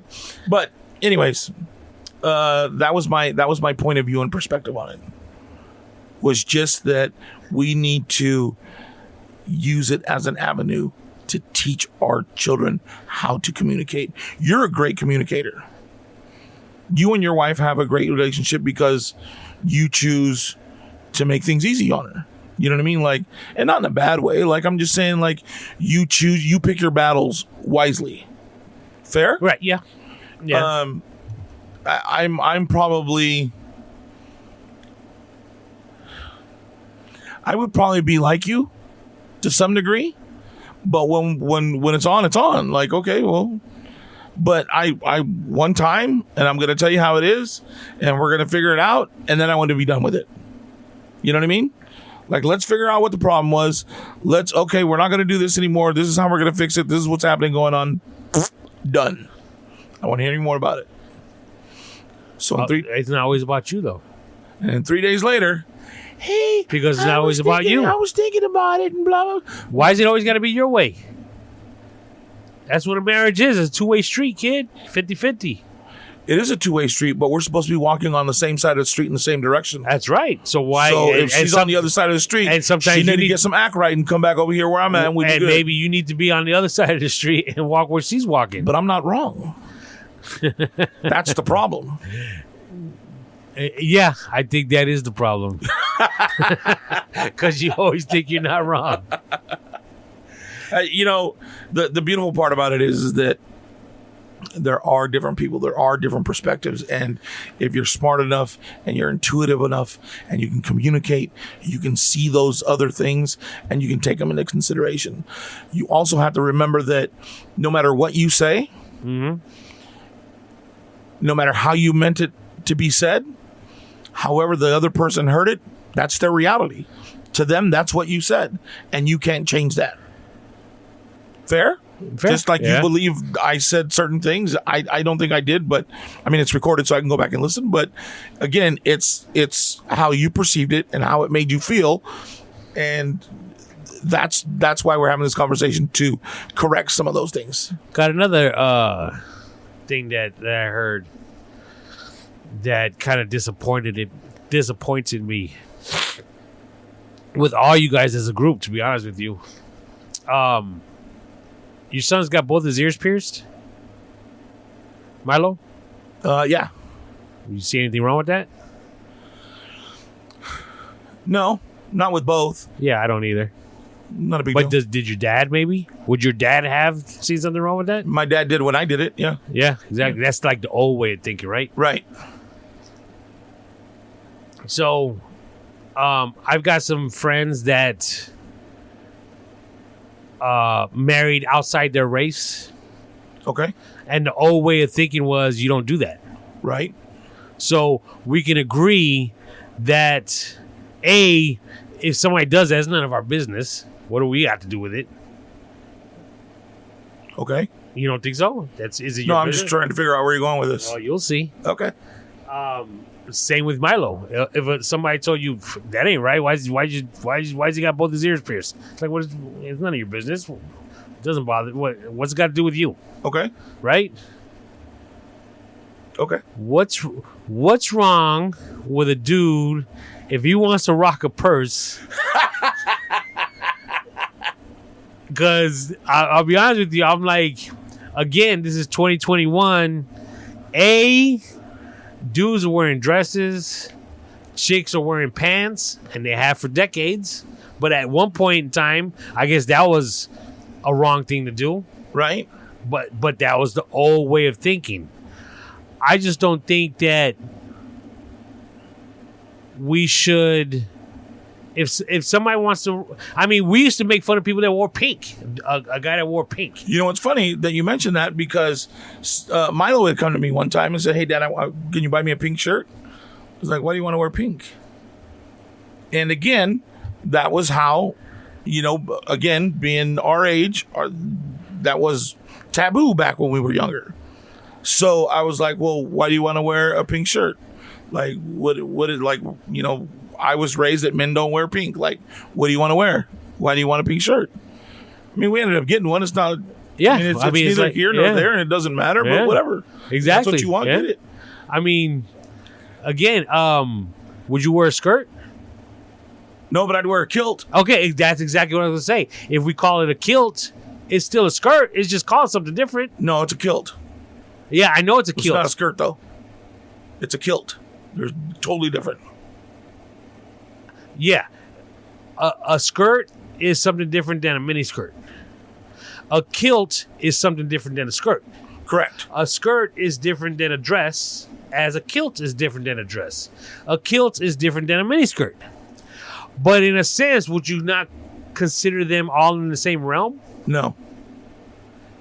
Because why? Because kilts were worn by warriors and men that were in. You asked me. How are you going to ask me a question? My apologies. Go ahead. Continue. Because you just did exactly to me what you were talking about. Actually, no. But go ahead. Okay. I don't consider them the same. But go ahead. Okay, you consider a kilt different just because it's a man's garment. Okay, but it's still. If I showed you a picture of a skirt and if I showed you a picture of a kilt, and they were both black, I don't think you could tell the difference. Okay. So they're both, in a sense, that's what I meant by they're in the same realm. Okay. But because a dude wears it and it's called a kilt, it's okay. Correct. Okay. So I got a backpack. I got a satchel. You got a satchel? If I did, it's okay. And if I got a merce, I just don't think in this day and age. And here's where my disappointment came from the group as a whole. Okay. It was this dude came in my work, and he had, I don't know what it's called, purse, merce, boom, boom, boom. And I'm thinking to myself, okay, what's wrong with that? If he came in with his ears pierced, do we have a problem with that? If he came in wearing a kilt, do we have a problem with that? So it was like he came with a merce. Such and says, would you have? Fuck no, I wouldn't have one of those. Oh, okay. Such and says, would you? Fuck no, I'm old school. I got a wallet. It's like, wow. I mean, dude, 2021, gentlemen. First of all, what's wrong with a dude if he wants to rock a merce? I think I said that, but I don't like. We never carried enough shit to have a merce. But things are different now, right? Because you have an iPad, you have a phone, you've got chapstick, you have whatever else you carry in your merce. Right. Right? Yeah. And yeah, that's an individual choice if you want to wear it. But to me, when he came in, it looked strange. Because again, but hold on. Because again, I'm 49, I've seen maybe one other person or two other men carrying a merce. or a satchel. One of them was fucking Indiana Jones. And he couldn't have been any more fucking manlier carrying that thing with a whip in it and doing all the bullshit that he did. I said, if that's what he wants to do, then that's, you know what I mean? There's no... Yeah, no, I said, fuck no, I would never wear one. Yes, I did say that. Would you wear a kilt? I don't know. You see what I'm saying? I see. That's where I'm at a loss. Why? Because a kilt is a man's skirt, and I mean, you might, if you want to sit there and say, warriors wore them. I mean, that's okay. But whatever. so are fucking plaid golf shorts, and I don't wear those. What's plaid your point? Golf shorts. Yeah. What are you talking about? Well, because you just asked me, well, would you wear a kilt? Right. And I said no. And you no, looked you at didn't me, say that. You said, and that's when I was like, well, you see what I'm saying? Why the hesitation for a man's skirt? And don't get me wrong, I don't have a problem with a kilt. If a dude wants to wear a kilt, that's up to him. I didn't say. I said no. Just like I wouldn't wear plaid golf shorts, or I wouldn't wear fucking leather pants. Yeah, I don't Not that there's anything with leather pants. Yeah. Again, So, are you saying would you rock a Merce? If I had to, I mean, matter of fact, I just picked up off the ground. What is this called? A backpack? No, this is there's a specific name for these. Cinch bag? Cinch? You No. cinch it shut? Yeah. No, there's a. Is it called a basketball bag? Oh, maybe. There's a specific name for these sports little backpacks that the top you could. Yeah, it's like a duffel bag, and the strings become for your backpack. And this, if I carried this over my shoulder like I do, wouldn't it look like a Merce? No, it looked like a backpack. So, this is a backpack to you? It would look like a backpack, yeah. Really? Yeah. Okay. So would I carry a Merce? If I had to, yeah. If I had stuff that I had to carry, I don't have a problem with that. But isn't that the point? Like, there's nothing that you need to carry that you need one. If that was the case, I wouldn't have this one right now. What's in there? A surprise for you. All right, well, let's get to it. Okay. Stop trying to make me look bad. Well, unless it's a Merce, then you can. You got to thank my wife for this. Okay. First of all, Seabass ain't here, so this is for him when he gets back. Oh, he's gonna shit himself. It's just a guitar pick. No, I know, but he loves these things, dude. He's got a whole collection of them. My sister got him one where it's a Walking Dead one, and it's encased in glass. Oh wow! It's kind of cool. Yeah, it's very cool. Well, that's kind of dope, dude. Yeah, it's a guitar pick that says Chicago on it. Yeah. It's got one of the infamous Chicago signs. Is that like the? There's like a marquee out there, like a theater. Oh, okay. That has that. Right on. I'll make sure he gets that tonight. Well, if I see him tonight. This will be Instagram. This is for the gram. Okay. As the kids say these days. Okay. Thank my wife. Thank you, Hilda. She spotted this. Can I say her name? She was like, yeah, of course. Oh, okay. She was like, you got to get this for him. Were you like, fuck that? Let me tell you something. I didn't get anything for anybody. But as soon as she saw this, she goes, you got to get this for him. Right on. This is going to be for the gram, kids. All right. There you go.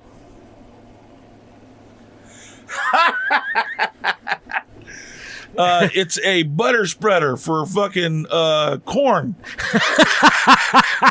That's fucking hilarious. Dog. They don't get no better than that, dog. Put a piece of butter in it. Put a piece of butter on the top, and it's half round, so you can rub it right on the corn. There you go, kid. I'm golden. I got butter knives from Manny. Shit, 2021 is golden. Look at that, son. That's fucking dope. You can load that top portion up with butter and go to town. Oh yeah, so it's got it's just like a plunger. You call that a plunger? Yeah. So you put the butter on it, and then you put your plunger in, and vamos, let's go. So and then I guess as you're rubbing it, the plunger will go down, or you apply pressure, and that's for salt, kid. Yeah, that's dope. That's got a place for salt. Shoot. Hey, guess what we're doing for 4th of July? I'm making fucking corn. Thank you guys very much. I appreciate it. Even though it is a joke gift. That's dope. How'd you like the shirts, by the way? Oh, I love those. They look great. Come out good, huh? Yeah, very good. Right on. Still on the Instagram as well. So if you guys want to order your shirts and hats, go on to, what did I say it was? Madhouse Sideshow. There you go. Madhouse Sideshow, all one word, on Instagram. And just DM us through there, and we'll tell you what you need to do to get us paid and get your address so that we can deliver it. I'll ship to wherever. I won't charge you shipping. Take care of it. Just go ahead and DM me, and we'll get that taken care of. Nice. Cool. So was there anything else on the shows that you heard that you wanted to hammer me about? Are we good for now? No, I think we're good for now. Let's switch over to topical main events. I don't know if you're going to want to switch over to Bill Cosby after all that bullshit. I got my opinion on that. Was it right? That he got let go? Yeah. Yes. Definitely right. I thought so too. Morally, no. Correct. Legally, yes. I've got all no problem. No problem whatsoever with it. Yeah, they when I started hearing about what happened and how they let. So the way I heard it the first time was that they let the one lady testify, and then they had sent the jury out, and they came back and said that they were basically a hung jury. They were going to acquit him. So then he allowed 5 other women to testify. Okay, which case are you talking about? The one that actually sent him to jail? Mm-hmm. Okay. And then they let them hear the testimony from other victims. Right, and they let him hear the his deposition. Yes. Which apparently is illegal. Well, did they let him listen to it, or was that just what allowed them to bring the charges up? I think so, because what happened is apparently he in that deposition, yes, I did it. Dude, he spilled his guts. Right? Yeah. But it was only because it let him get out of whatever he was being charged on that one. Yeah. And that he could not plead the 5th because there was no charges going to be brought against him. Yeah. And the reason why that was done, this was like what, 2005, something like that. Mm-hmm. The prosecutor at the time, this is long before Me Too, right? Didn't think they would get to convict him, right? So, in order for him to win the case, or actually, from what I understand, get the victim some money to be compensated, that's when they said, look, spill your guts. We won't charge you criminally. Right. And you're going to be fined. And he paid her some loot. I guess it was like $4 million. Shit. You know, he was like... Man, that dude's still a bajillionaire, dude. Dude. And hey, spill your guts and we won't come after you. Did you see the video of him leaving the courthouse? I saw the video of him arriving at the house. Okay. So apparently, and I don't know if it was doctored, but it looked like they were looking at it on the TV. And he was walking out of the courthouse and did his old Bill Cosby walk, like looking to both sides. I was like, oh shit. And you know why he got prosecuted, the one that caused him the conviction, right, was because I heard that either a judge or the new prosecutor got pissed because Bill Cosby was talking not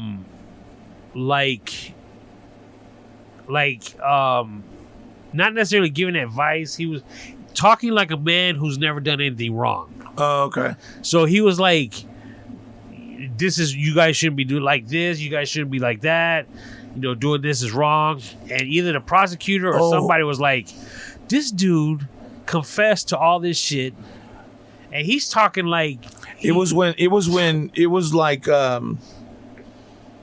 way back before George Floyd, and I think it was when the one kid got shot. Like he had stolen something at the store, and then he fought with the cop, tried to take his gun, and then the cop shot him in the back or some bullshit. Okay, right? I think it was during that time, and he went on a rant talking about, oh, you guys are like thugs and blah blah. Like he went hard, bro. Yeah, he went hard. It reminded me of that movie American Gangster with Denzel Washington. Okay. Where what caused him to get busted? Flaunting. Putting himself out there. Right. Remember he put that mink coat on? Right. And went to the fight, and the police who were scoping it out was like, who's that dude? Right. We've never seen him before. Let's keep an eye on him. Bill Cosby should have shut, ever since that happened, lay low, shut your mouth, you got off easy. Enjoy your retirement. Yes, exactly. OJ should be doing the same thing. We should not be hearing anything from OJ. Right. We should not have been hearing anything from Cosby. You're right. Dog. Snitched on himself. And that's what happened. Again, I don't know if it was the prosecutor or they might have heard it was a judge that got pissed off. Was like, this guy's talking like he's an angel. He's a saint. So let's bring him up on charges. Wow. But yeah, he should have never. Unfortunately, yeah, he should have never went to jail. Well, fuck, he spent 3 years in there. Yeah, dude, Took him 3 years to get set free. And now he's talking madness again. He's talking out loud. He's talking. Oh, I should have never been there. Finally somebody came to their senses. It's like, dude, shut up. Hey, go on your way. Thank you for correcting the issue. Yeah. Glad to be out. No, not even that. Jesus. Deuces, going to the crib. Leave me alone. Right? I'm going to go see Camille. Yeah. I didn't even see his wife around. Is she still around? I don't know. I wonder if she left him. Could you imagine? Because they've been together forever. Yeah. How much money would she get? Crazy. And how many houses and cars and with him being freed, like the victims are all speaking out, but they're speaking out against him. It's not his fault he's free. Right. I understand your anger towards him for what he's done, but in this particular situation, don't get mad at him. He didn't. Hey. Yep. He did. He confessed.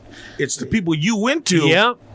Exactly. He confessed. He did everything he did wrong, and his retribution, he paid. Done with it. He did his time via money. Don't get mad at him. He did exactly just like when they were mad at Trump for not paying all those taxes. Yep, exactly. And there's another dude that should have never been president. Look at this mess he's going through. Again, you doing dirt like that? Yeah. Just lay low. And he's out there jabber-jawing it up. He's going to come get you. It's going to come get you. Crazy. There's so much crazy shit out there. And everything, dude, like gas prices. And now we're fucking bombing. Where the fuck did he bomb? Iran or Iraq the other day? Biden? You didn't hear about that? No, not at all. Oh yeah, he gave the okay to, because they were arguing with, I don't really, like, I saw it, but I didn't really fucking read it, but he gave the okay to bomb one of those little countries. It was really? Yeah. Oh, I didn't hear about that. Oh yeah, dude, he fucking, let's go. Wow. Crazy shit, dude. You know who Joe Schilling is? Joe Schilling. It sounds like I should know that name. I didn't, so Okay. Don't feel bad if you don't. Okay. But he's like one of those MMA fighter types. Okay. This goes back to, actually, we just spoke about this.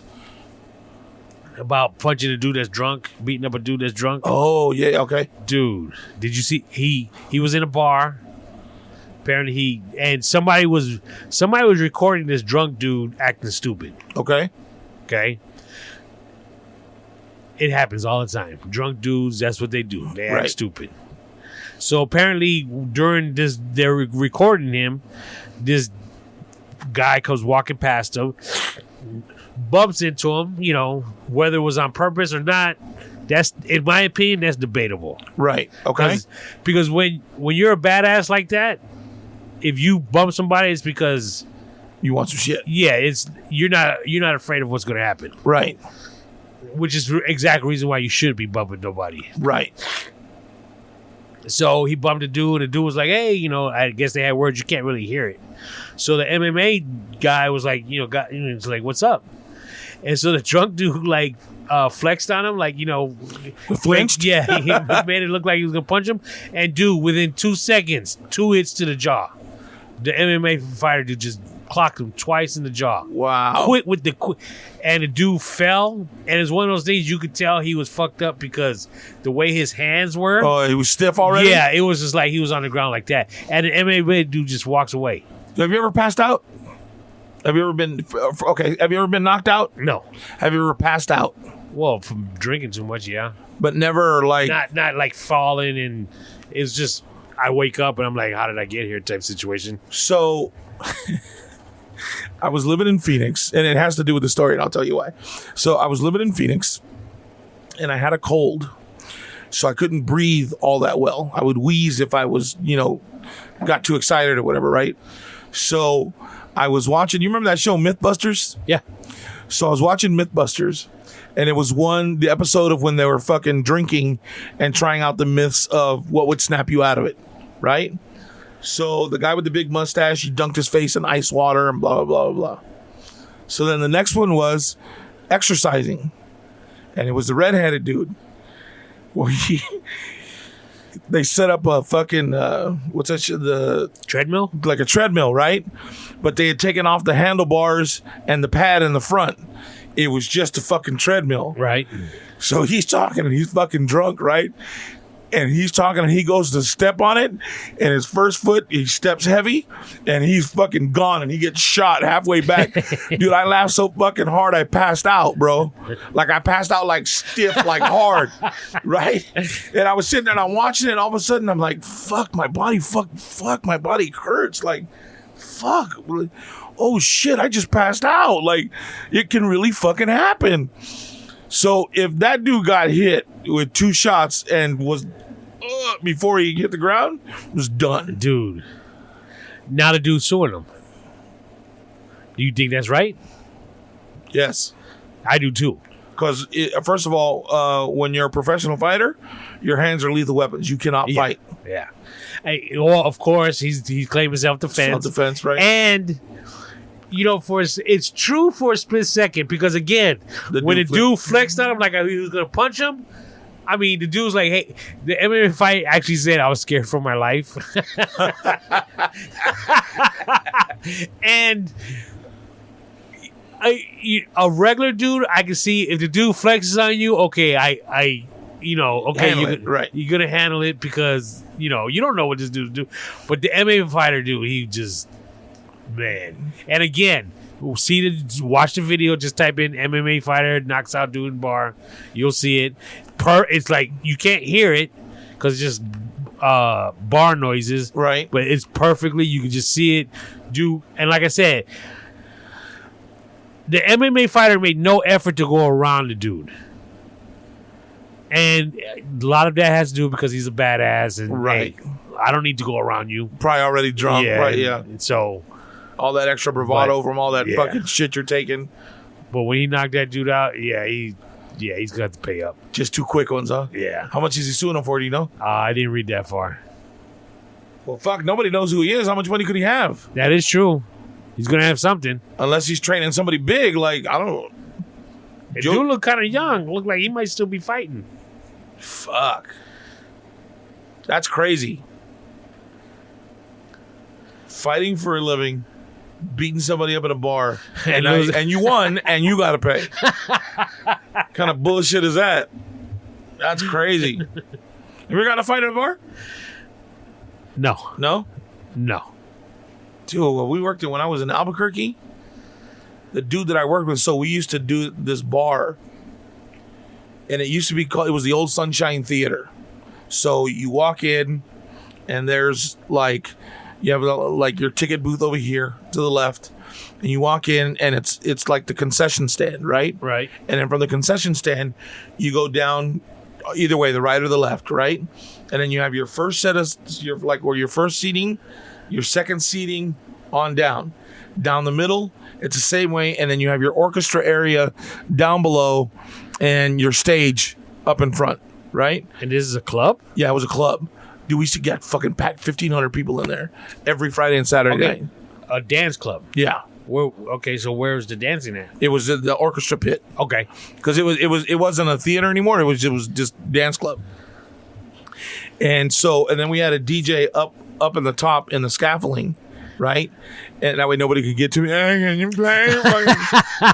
Lean like a fucking cholo. And then they had another room that was kind of like the occasion room, I guess. You know what I'm saying? Like the break off and be alone room. Okay. You know what I mean? And there was a DJ in there too, but he was playing different kind of music.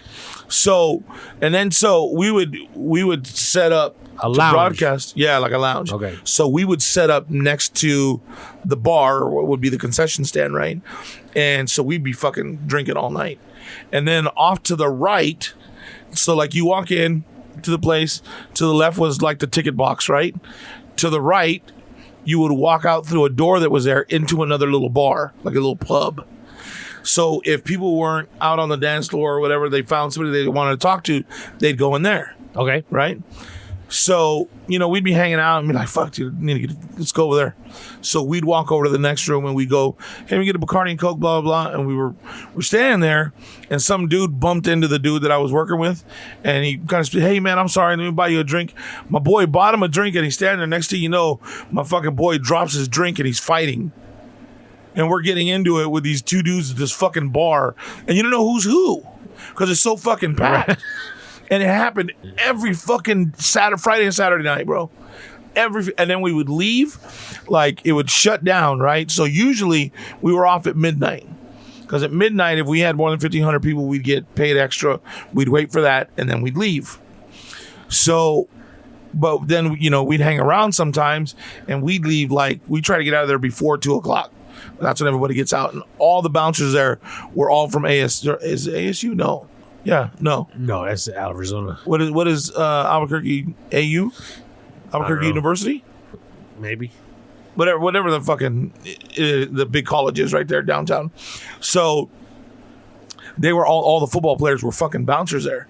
Dude, every fucking Saturday there'd be at least 4 or 5 guys just laid out bloody as shit out in front of the fucking club, right? Because these guys are all fucking huge monsters, bro. But they were cool as fuck. Anyways, we'd fucking leave. Dude, there were so many bullet holes in the station van because people would drive by at fucking 2 o'clock, 2:30, pop, pop, pop, pop, pop, trying to hit somebody, and you're ducking down behind the fucking van. The van's got fucking bullet holes. Like, holy shit, dude, what am I doing here? So you were actually working? Yeah, I was working. What are you actually as what was your job? So we would MC the party basically. So hey, everybody, welcome to the night. We're here with the Wild 106. Thank you guys for coming out and hanging out. We're gonna be giving away some t-shirts in a little bit. Blah blah blah blah. Yeah, like we'd be there on a Saturday night, dude. We get paid $150 each for 2 hours, and then we'd get another $300 if we packed it with more than 1,500 people. Damn. And we get free drinks all night, and we could fucking drink. But you'd have to sit at that table the entire time? No, because you have a cordless microphone where you walk around wherever and hey, how's it going? You having a good time tonight? Yeah. Wow. Or if you'd go on the air, so I'd have this little radio plugged in with headphones. Yeah, hey, it's Mingo from Wild 106. We're down here at the Zone, down on fucking blah, blah, blah, on the corner of blah, blah, blah. We're going to be here till midnight. Come hang out with us. Party goes on till 2 o'clock. Girl, what's your name? I'm so-and-so. What are you doing here tonight? I'm looking for a man. Right on. Well, I'm a man. I know. All right, good luck. Hey, baby, what's your name? About the whole night. So are these college students? Yeah. Wow. We're all college students. I don't remember. I think it was... Who was I with? I want to say Manuel because that's at the time when we hung out with. We went to, like you mentioned, ASU, Arizona. Right. I think maybe the town was Tempe, so I don't know what college is over there. Yeah, that's Tempe. That's Arizona State University. You guys were probably on Mill Street, where all the bars are. Yep, dude, bananas. Yep. Oh my god, all hot chicks. I was just talking about a lot of people. I don't know about hot chicks. Oh, I'm sure you probably weren't involved in any of that. But dude, those college towns are crazy. I didn't go to college though. Yeah. Well, they say that Arizona State's known for some naughty chicks. Really? Yeah. That's nasty. I don't want to hear about that. I know you don't, but as a single individual, I'm just, throwing that out there for you. Do you know much about college sports? Fuck no. Not that I do either. But there's a new rule. Well, college athletes don't get paid. Okay? I thought they got. Well, I'm trying to say that again in English. I thought they got. Wow. Let me try that again in English. I thought they got paid by the recruiter from the college to go to that school. No. Okay. The recruiter, legally, we should say, is only supposed to show them the school. Okay. Okay? This is the fun you'll have. This is the sports program. Here's the school. This is the nightlife over here. And from what I understand, they might have girls that show them around for the weekend, just to recruiting. Right. But the way athletes get paid, is they get to go to school for free. Okay. That's their, in a sense, come to the school, pay for your education, but you got to do what you do, whether it's basketball, football, golf. Whatever it is. Right. And, and that's it, period. So I've had the discussion decades ago with a buddy of mine that went to college. I have a few friends that went to college and on sports. Most of my friends went to college. Yeah. Sports. Except for me and you. Were free rides. Right.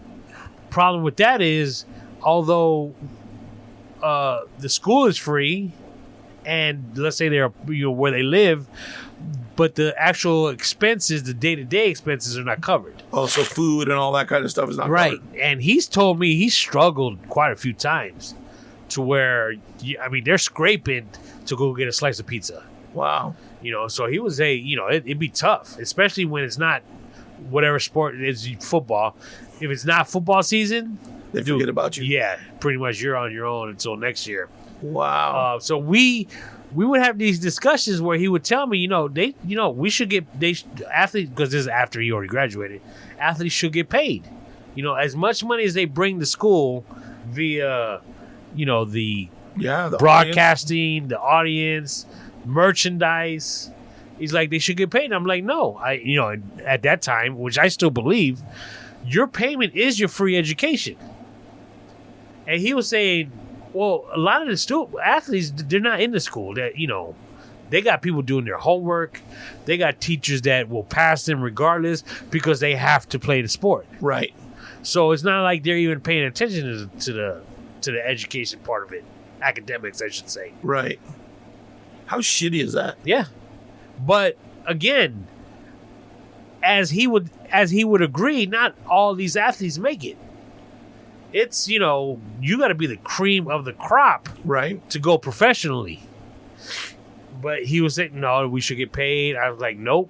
I think the fact that you're able to go there for free and get an education and make a career out of it, if you don't go, into the profession, that right there and there, you're getting a free 4-year education. Right. So we'd go back and forth. And but apparently now they just passed a law, or something's passing right now, that these athletes, college athletes, are going to get paid, but they're not going to get paid by the school. What they're saying is, if they pick up sponsors, yeah, exactly, they could get paid. Dude, if that was me, I'd look like I fucking drove in NASCAR, I'd have little fucking patches all over all my shit. You know what I'm saying? Well, the thing is, I heard a story. I don't recall the student's name. But the EEA Sports video games. Yeah. Well, they would have college football or basketball, or what have you. And I don't remember if he was a football player or basketball player. But apparently he didn't know. But a new college game came out, and he was on it. Oh shit! So he was like a player that you could pick and play as him. He played for UCLA, and apparently he sued. It's called the NCAA, right? National Collegiate Athletics Association, something like that, to say, hey, you guys are making money off my name and my likeness on these video games. Absolutely, I need to get paid. So what they did was they discontinued the games. No way. Yeah. They're like, we're not getting involved in this. That's a drop in the bucket that we're getting. Because apparently they get millions off of broadcasting. So now I guess they've decided that the school won't pay them. Because that would just be wrong. But if they get sponsors, if Athletic Apparel wants to make a shoe for them, they can get an agent. If they want to start making commercials, if they want to get paid for autographs, because apparently they couldn't even do that before. Really? Yeah.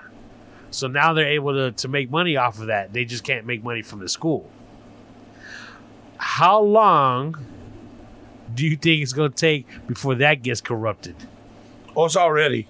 Because I was just thinking, like, how fucked up is it if you're like, I don't know, who's the guy next to the center? Whoever the guy is in football, the guy next to the center, right? All right. Do you know any of those guys' names?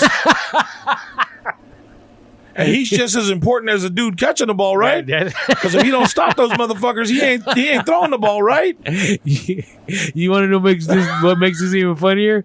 Is both of us don't know what the positions are and shit. You like because when you said the center, I'm like, okay, well that's also in basketball, right? I think. So, and then you said football, and you're expecting me to know that. I'm like, I don't know. And then you say the guy who catches the ball. How about the guy that throws the ball? Well, we all know the quarterback making the money, right? Like he the dude, he the lead singer of the group, right? Like fuck. But I'm just thinking, they say, I mean, you have to be like top of the game, which there are those players that are top of the game. But I'm just imagining how long it's going to take before you get these agents that take advantage of these kids. Oh, it's going to be horrible. Let me ask you this, because there's a lot of people that have won major money in the lottery, but none of them know how to manage money. So within a few years, they're broke. There's a lot of people that have been in the NFL, NBA, and other sports, baseball, all that shit, that had a shit ton of money when they were playing. Eric Iverson, right? Yeah. Well, broke. Ain't got shit. There was a video of somebody, I don't even know who the fuck it was. The guy was a basketball player, and one of the players or somebody came and told him, hey man, you remember so-and-so? Yeah. That's Mark Cuban. Yeah, Mark Cuban. Yeah. Yeah, because the dude was... You can't blame him for that one, though. Yeah. He was a crackhead. No, but he went down there and helped him. Well, yeah, I'm just saying, he fell on hard times because he was drugs. Right. So, but you have these people that go into these collegiate schools, and they're working off of their skill and working off of their back, and yeah, maybe they should get paid. But at the same time, again, there needs to be somebody that teaches them how to manage their money, because they'll just find somebody that one guy will schmooze them, and next thing you know, you ain't got shit. Because, dude, all you need is one agent or manager says, I'll tell you what, I'm going to give you $5,000 right now, but you're going to owe me 5% of your earnings when you make it to the big time. Right. Dude, and who's not going to jump at that? Yeah, exactly. When you broke and hungry. Yep. And 5% to him, because he ain't gonna last once you make it as far as your agent or manager once you go professional. Right. But he's always gonna have that 5%. Yep. You're giving away percentages of your wages of That your you salary. don't even fucking have yet. Yep. How crazy is that? It's just gonna be a matter of time before that goes upside down. So we talked about that, but let's look at it something else too. So these guys are playing collegiate ball. They're great. They know they're great. They haven't been given anything for their talent as of yet. They start getting a massive amount of money, probably making more money than their fucking professors. Yeah. Right? So what's going to happen? Well, go on. I'm sorry. When you try to teach somebody, because we already said, the education part of it's out the window most of the time because they're just trying to pass them so that they could play.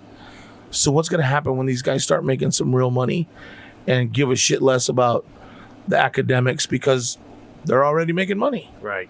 but they don't know the long game with the money. You know what I mean? Yeah.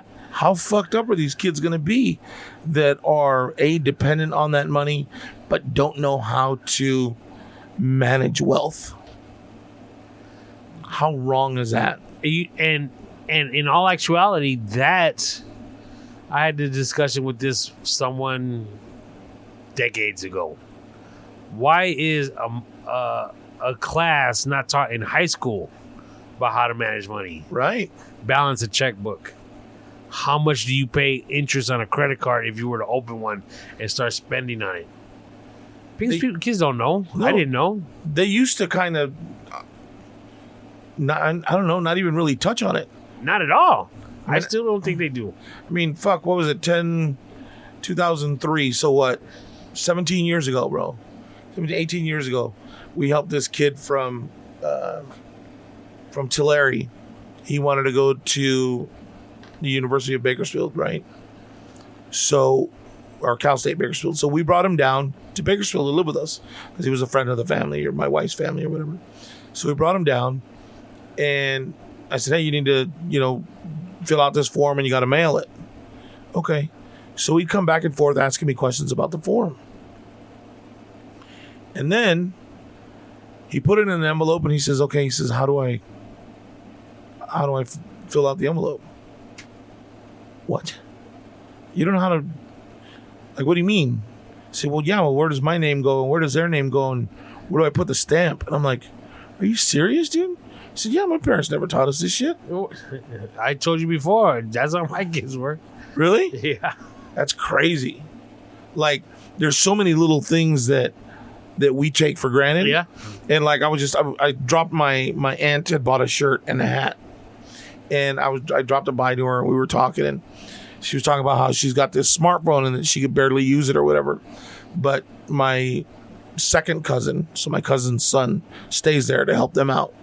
And he said, yeah, he says, I call him all the time to help me out with the phone and on the computer and do this. And he's like, tip, tip, tip, tip, tip, tip. There you go.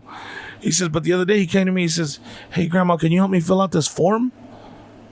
She said, it was just the same fucking thing that was on the computer, but because it was paper, he didn't know how to fill it out. I was like, yeah. I said, all that kind of shit is a lost art. Being able to talk to people. We talked about that on the last podcast too. So many people with their face buried in a phone. That level of communication is gone. Having to walk up or walk across a room to go to a dance and ask a girl to dance and feeling that worthless walk of shame back to your friends when they're laughing and your friends are fucking laughing. You know what I mean?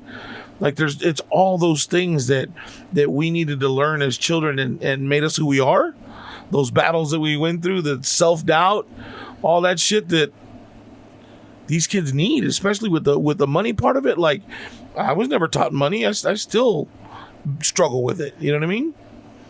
I mean, you're doing well with it, but there wasn't something that was taught to you as a kid either, though, right? No, not at all. It's just because you're anal and you want to make sure you have what you have, right? Yeah. I mean, let's say it is what it is, right? It's not a bad thing. It's just, I don't think anybody puts it into perspective like that, I guess. You know what I mean? I just had this conversation with my son. He's already received his second paycheck. And it's gone. No, not at all. But he's having a hard time grasping, because what he wants to do is he wants to just bank his paycheck. Right. So he actually has two different. It's a long story, but two different savings accounts. Okay. One's a savings account and one's something else. So he's having a hard time grasping. I don't know why it was so hard for him, but we spoke about it. But I make them put away 10% of their money. Right. Off the bat. So I tell them, if somebody gives you $100, no, they actually gave you 90, because 10 is gone. Right. And I give them money when they need it. Dad, I need money. If I shoot them 100, if I shoot them 20, 200, it's like, hey, if I give you 100, I'm really only giving you 90, because they, like I said, they have their own accounts. They have a checking account. They have a savings account. If I give you $100 in your checking account, tomorrow I'm checking it, making sure you put 10 to your savings. 10%. What if he said, then shoot me $111 then? Then they got to put away $11. That's that way he has his 100, right? Yeah, I have no problem with that. So with his paycheck, because the amounts are like I said, I give him 100, they know, okay, $10. Right. Well, because it's a paycheck and it's kind of bigger, it's like, well, he can't figure out the 10%. He can, but he was having a hard time. In other words, he was trying to put his 10% in one account and the paycheck in the other account. Okay. So he couldn't figure out why he was constantly being overdrawn, I should say. Okay. And I was like, son, I understand you're banking your check, but you got to bank 90% of your check, because 10% is going over here. The rest is going over there. So let's say he got paid $800. Right. He would take 80 and put it in one account, but then take the 800 and put it in the other account. You follow what I'm saying? Oh, so he wouldn't put 720. He was putting 800. Exactly. Okay. So I was like, son, guys, you're dealing with your paycheck. So you're using up 100% of your paycheck. 10% going over here, 90% going over there, or 10% or whatever it is you move to this account. The remainder you move over there. Yeah, you have to subtract it from what your total right, is. and he was just,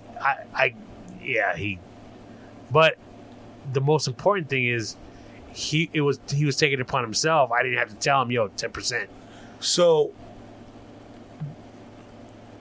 do you have a hard time explaining shit to him? No. Is that why he wasn't grasping it? No, I think because he was actually just doing it on his own. He just got mixed up, and more importantly, because he wanted to make sure he got rid of the check before he spent it. Right. He wanted to move it out. He didn't even want to see it. Oh, that's good. Yeah, because if it's there, he's gonna spend it. Fuck, my son gets his check and then still, hey, Dad, can you transfer over? Yeah, well, what about the 10%? Oh, yeah, go ahead and transfer that too. What? Yeah, no. But what I was telling them was, both of them, I was like, hey, you guys are when you get your career started, I'm automatically taking you to a financial person. We're setting up your retirement accounts, and from day one, you're going to be dumping every time you get a paycheck. You're dumping money into it, as well as that 10% that you're dumping into another account. And they're like, it's my money. And they're not fighting me on it yet. Right. But they are already starting to complain. Well, it's going to be my money. What if I want to buy a car? What if I don't care what you say. You're going to hate me. But when you become my age and you're able to retire already, you'll thank me. Right. You're going to fight me at first, but it's a snowball effect. The sooner you start that snowball on top of that mountain, the bigger it's going to be by the time you get to my age. What does Dave Ramsey say? Live today like no other, so you can live tomorrow like no other? How you know about Dave Ramsey? Do you think you're the only one with a computer or what? Wow. I've taken the class. Have you? Yeah. I did too. Yeah. My wife and I. Really? Yeah, you have your envelopes. Don't spend anything until you have $1,000. Ah, my man. Yeah, I got you. Wow. I haven't followed it one bit. Well, I've gotten all my credit paid off, so I have very little on credit cards or anything like that. Yeah, we never did the actual envelope Because you're supposed to. The way. Long story short, your check, every single dime is supposed to go somewhere. Right. With one of those envelopes, every single dime is supposed to get separated into an envelope. Correct. And with one of those envelopes being savings. Right. So you should not have a single dime at the end of the pay as soon as you get your check. Right. And one envelope is spending money. Right. So we never actually did that. As far as the envelopes, thing, but again, it's like anything else. When, for example, you want to lose weight, right? It's kind of obvious what you need to do, but when somebody really breaks it down for you, it's a lot easier to understand how it's working. Right. I it was a lot of good information. It was a lot of things that I had kind of heard before, but not in that kind of presentation. Yeah. And he does it really, really, really well. So if you're looking for financial help and you don't know where to start, look up Dave Ramsey. Really, really good advice and a really good session. I think I still have the book that comes with it and all that shit. With the blue and yellow book. Yeah, dude. Dave Ramsey. Yeah, they actually, there's been classes out here in the desert. Uh-huh. Like, I turned my niece and my buddy Rob's daughter onto them. I don't know how far they went with it, but. So you remember Angela Maciel? She's Gibbons now. She used to live here in Thousand Palms down the street. You know her. We went to high school with her. No? Well, Angela was actually her and her husband were doing that, doing the presentation for Dave. Oh, is that right? Here in the desert, yeah. Through their church. Yeah, it was kind of cool. The class I went through was at a church too. Really? Yeah. Oh, that's funny. I didn't know you went to church. I don't. Oh. Sorry. That's just where the classes were being held. I got you. Okay. All right. So I think we're good for today, man. Anything else?